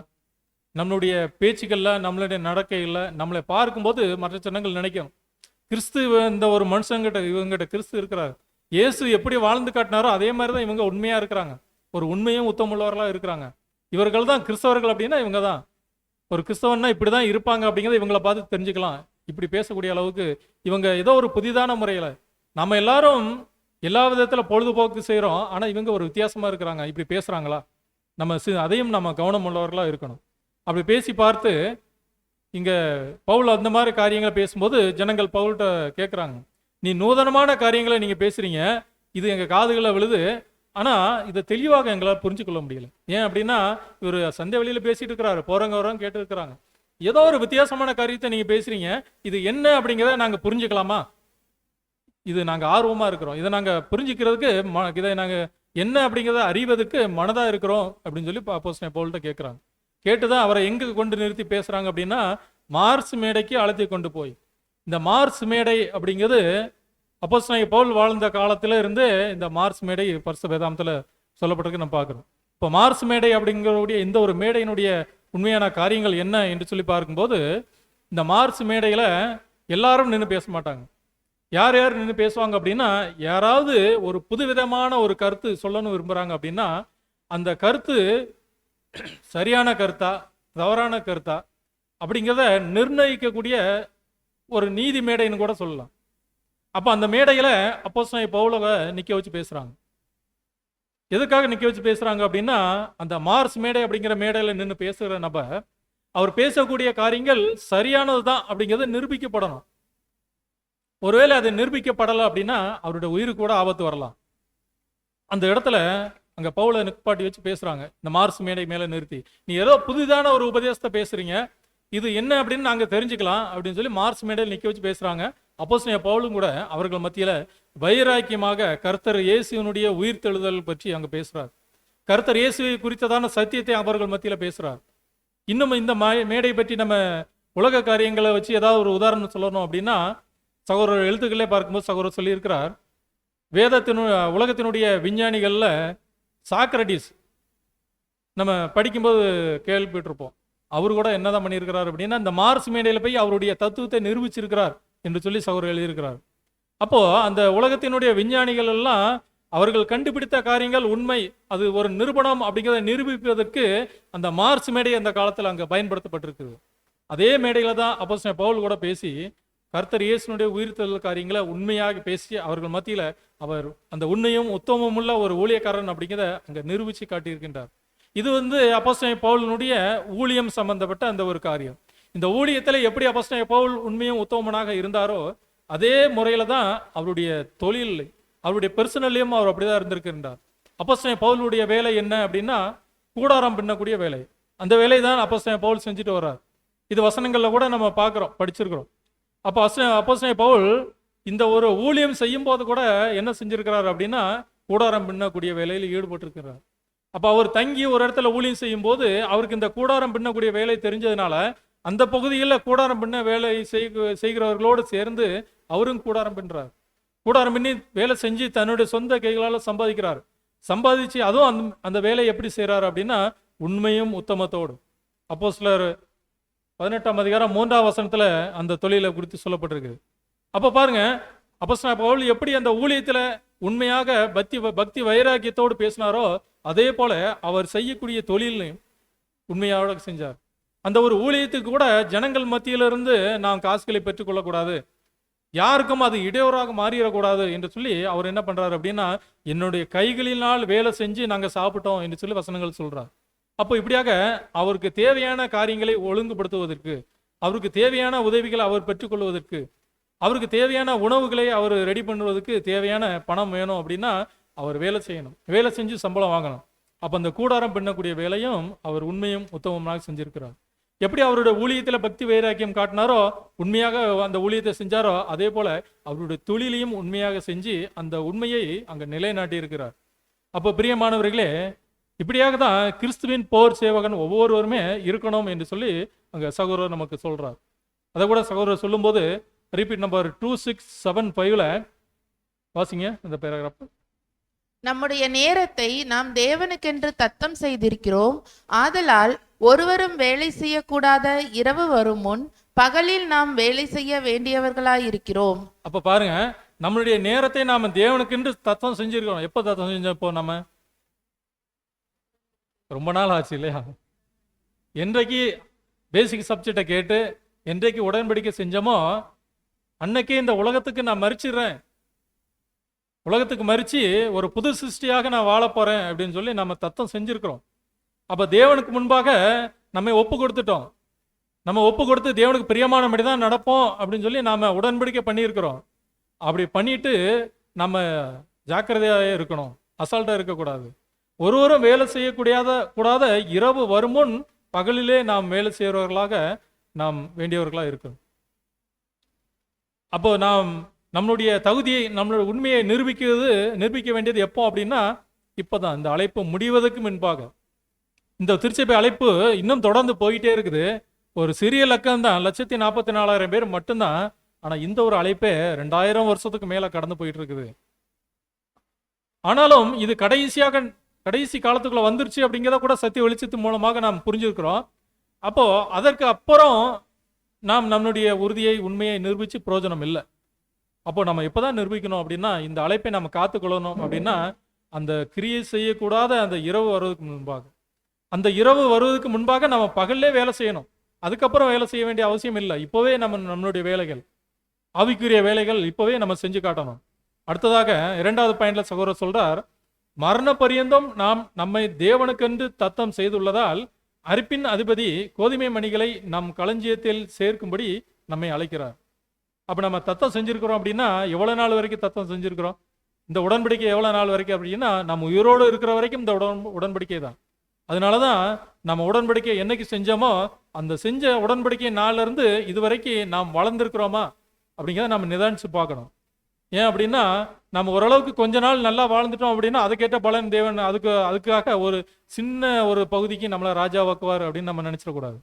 அப்போ தேவனுக்கு முன்பாக நம்ம தத்தம் செஞ்சிட்டோம் அப்படின்னா மரணம் பரியந்தம் நாம் அவருக்கு தத்தம் செஞ்சிருக்கிறோம். அப்போ மரண பரியந்தம் கூட நாம் நம்மளுடைய அரிப்பின் அதிபதி அந்த கோதுமை மணிகளை களஞ்சியத்தில் சேர்க்கும்படி அழைக்கிறார். அப்போ அவருடைய வார்த்தைகளை நாம் மற்றவர்களுக்கு தெரிவிக்கும்படி தேவன் அழைக்கிறார்.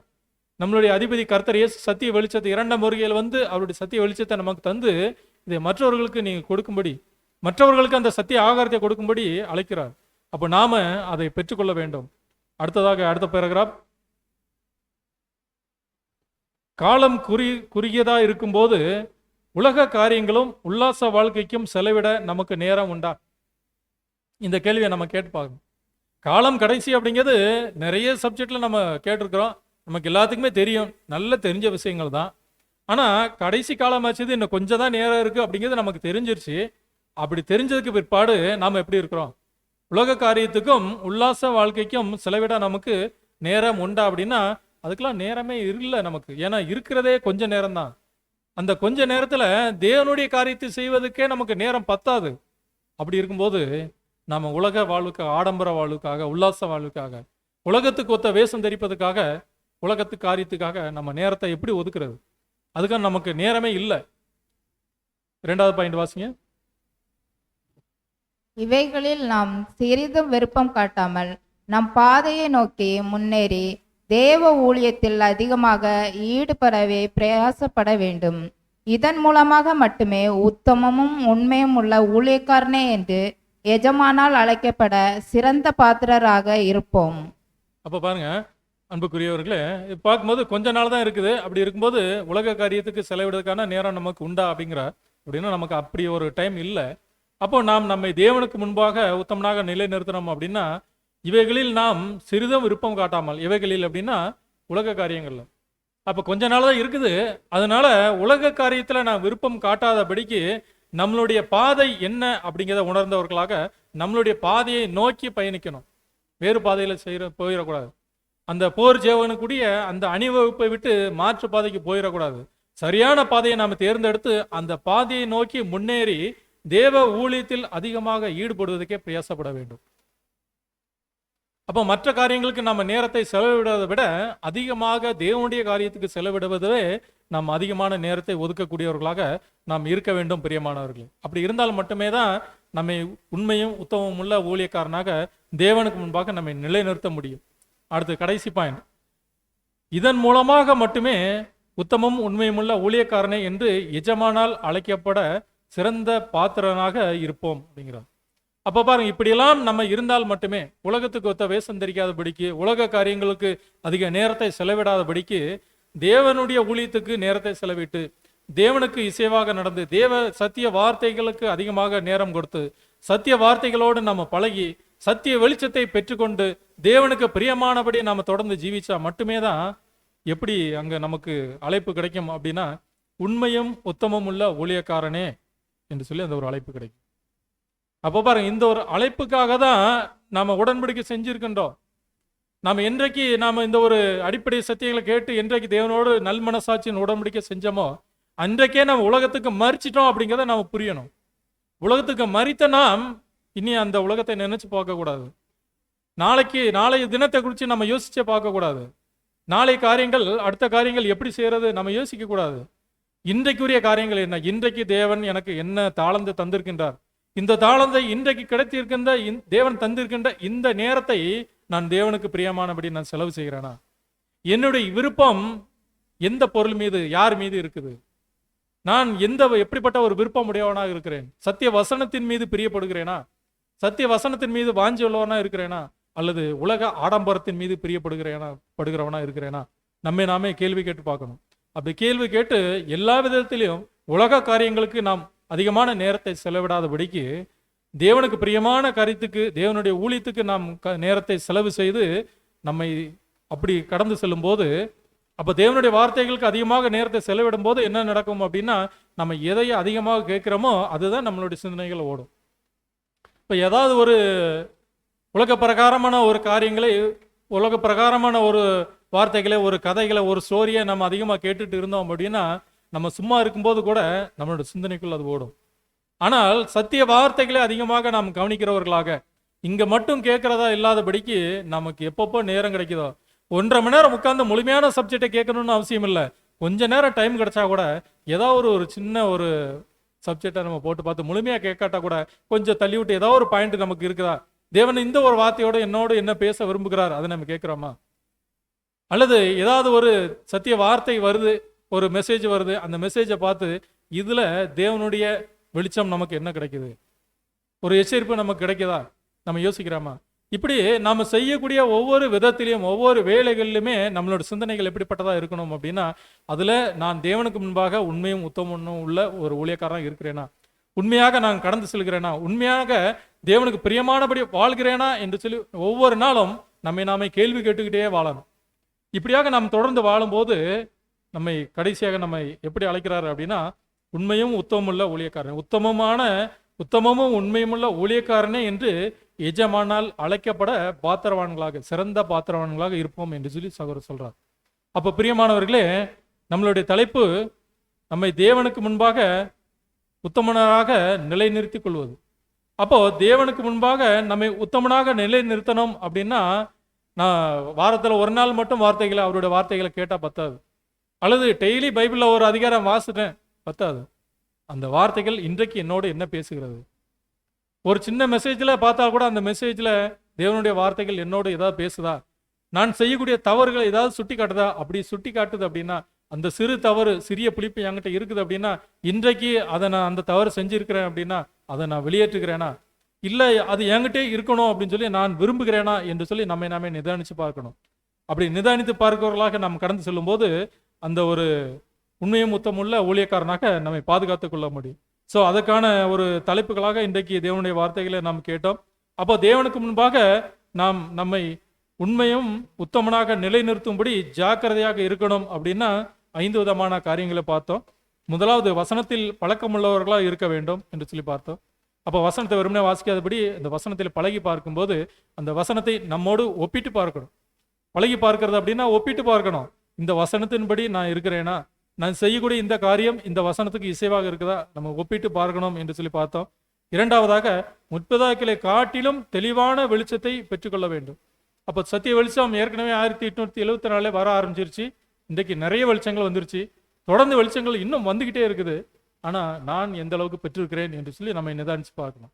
அப்போ அந்த வந்திருக்கின்ற சத்திய வெளிச்சத்தை நாம பெற்றிருக்கிறோமா, இதை நாம யோசிச்சு பார்க்கணும். அப்படி நாம் பெற்றுக்கொள்ளல அப்படின்னா அதை பெற்றுக்கொள்ள வேண்டும். அதை பெற்றுக்கொண்டால் மட்டுமே நமக்கான ஆசீர்வாதத்தை நம்மால் பெற முடியும். மூன்றாவதாக, அவருடைய புண்ணியத்தினால் உண்டாகும் நீதியை நிஜமாக்கும்படி கற்றுக்கொள்ள வேண்டும். அப்போ கிறிஸ்து நமக்காக ஈடுபலி கொடுத்துட்டார். அந்த ஈடுபலியினுடைய முழுமையை செய்ய வேண்டியது அவருடைய திருச்சபை வகுப்பார் கையில் இருக்குது. குறிப்பாக ஒவ்வொருவரும் நாம் நினைக்க வேண்டியது, அந்த பொறுப்புல எனக்கும் பங்கு இருக்குதுன்னு நினைக்கணும். அப்போ என்னுடைய பங்கை நான் சரியாக நிறைவேற்றணும், என்னுடைய பங்குக்கு நான் அந்த ஒரு காரியத்தை நிஜமாக்குவதற்கான முயற்சிகளை எடுக்கணும் அப்படிங்கிற விஷயத்தை நாம் கற்றுக்கொள்ளணும். நான்காவதாக, நாம் அழைக்கப்பட்ட நோக்கத்திற்கு நம்மளுடைய ஜீவியம் கனம் செலுத்துகிறதா இருக்க வேண்டும். நாம் எதுக்காக அழைக்கப்பட்டிருக்கிறோம் இது எல்லாருக்குமே தெரியும், இது தெரியாத விஷயங்கள் இல்லை. ஆனால் நாம் அழைக்கப்பட்ட நோக்கத்துக்கு எப்படி நம்ம நடக்கிறோம், அதுக்கு நோக்கத்துக்கு மாறாக நம்ம நடக்கிறோமா, அல்லது அந்த அழைக்கப்பட்ட நோக்கத்திற்கு அந்த நோக்கத்துக்கு கனம் செலுத்துகிறதாக நம்மளுடைய ஜீவியம் இருக்கிறதா அப்படிங்கிறத நாம் பார்க்கணும். அடுத்ததாக, ஐந்தாவதாக, நம்மளுடைய அதிபதி எவைகளை நமக்கு அங்கீகரித்திருக்கிறாரோ அவைகள் நமக்கு ஏற்றவைகள் என்று அடையாளம் கண்டுகொள்ளணும். அப்போ நமக்கு ஒரு சிறு பார்ட்டை ஒதுக்கி இருந்தால் கூட, நமக்கு என்று ஒரு சிறிய ஒரு தகுதியை தந்திருந்தாலும் கூட, நமக்கு என்ன தந்திருக்கிறாரோ அதுதான் நம்மளுடைய அதிபதியை நமக்கு என்று தந்திருக்கின்றார். அது நமக்கு தந்திருக்கிறதால, நம்மளுடைய அதிபதியை நமக்கு தந்திருக்கிறார் அப்படிங்கிறனால, நம்மளுடைய எஜமான அதை நமக்குன்னு தந்திருக்கிறார், நமக்குன்னு ஒப்புவிச்சதுனால அதிலே நாம் உண்மையாக இருக்கணும். அப்போ அந்த ஒரு கொஞ்சத்திலே நாம் உண்மையாக இருக்கும்போது உண்மையும் உத்தமுள்ள ஊழியக்காரனே என்று சொல்லி எஜமான் அங்கே அழைப்பார். அப்படிப்பட்டதான ஒரு அழைப்புகளை பங்கு கொண்டவர்களாக உண்மையும் உத்தமம் உள்ள ஒரு ஊழியக்காரனாக நம்மை நிலைநிறுத்திக் கொள்வதற்கு தேவன் தாமே நம்ம ஒவ்வொருவருக்கும் சத்திய வெளிச்சத்தின் மூலமாக நமக்கு கிருபை செய்வாராக. இந்த ஒரு வார்த்தைகளை பெருமையோடு கேட்ட உங்கள் அனைவரும் தேவன் தாமே ஆசீர்வதிப்பாராக. ஆமென்.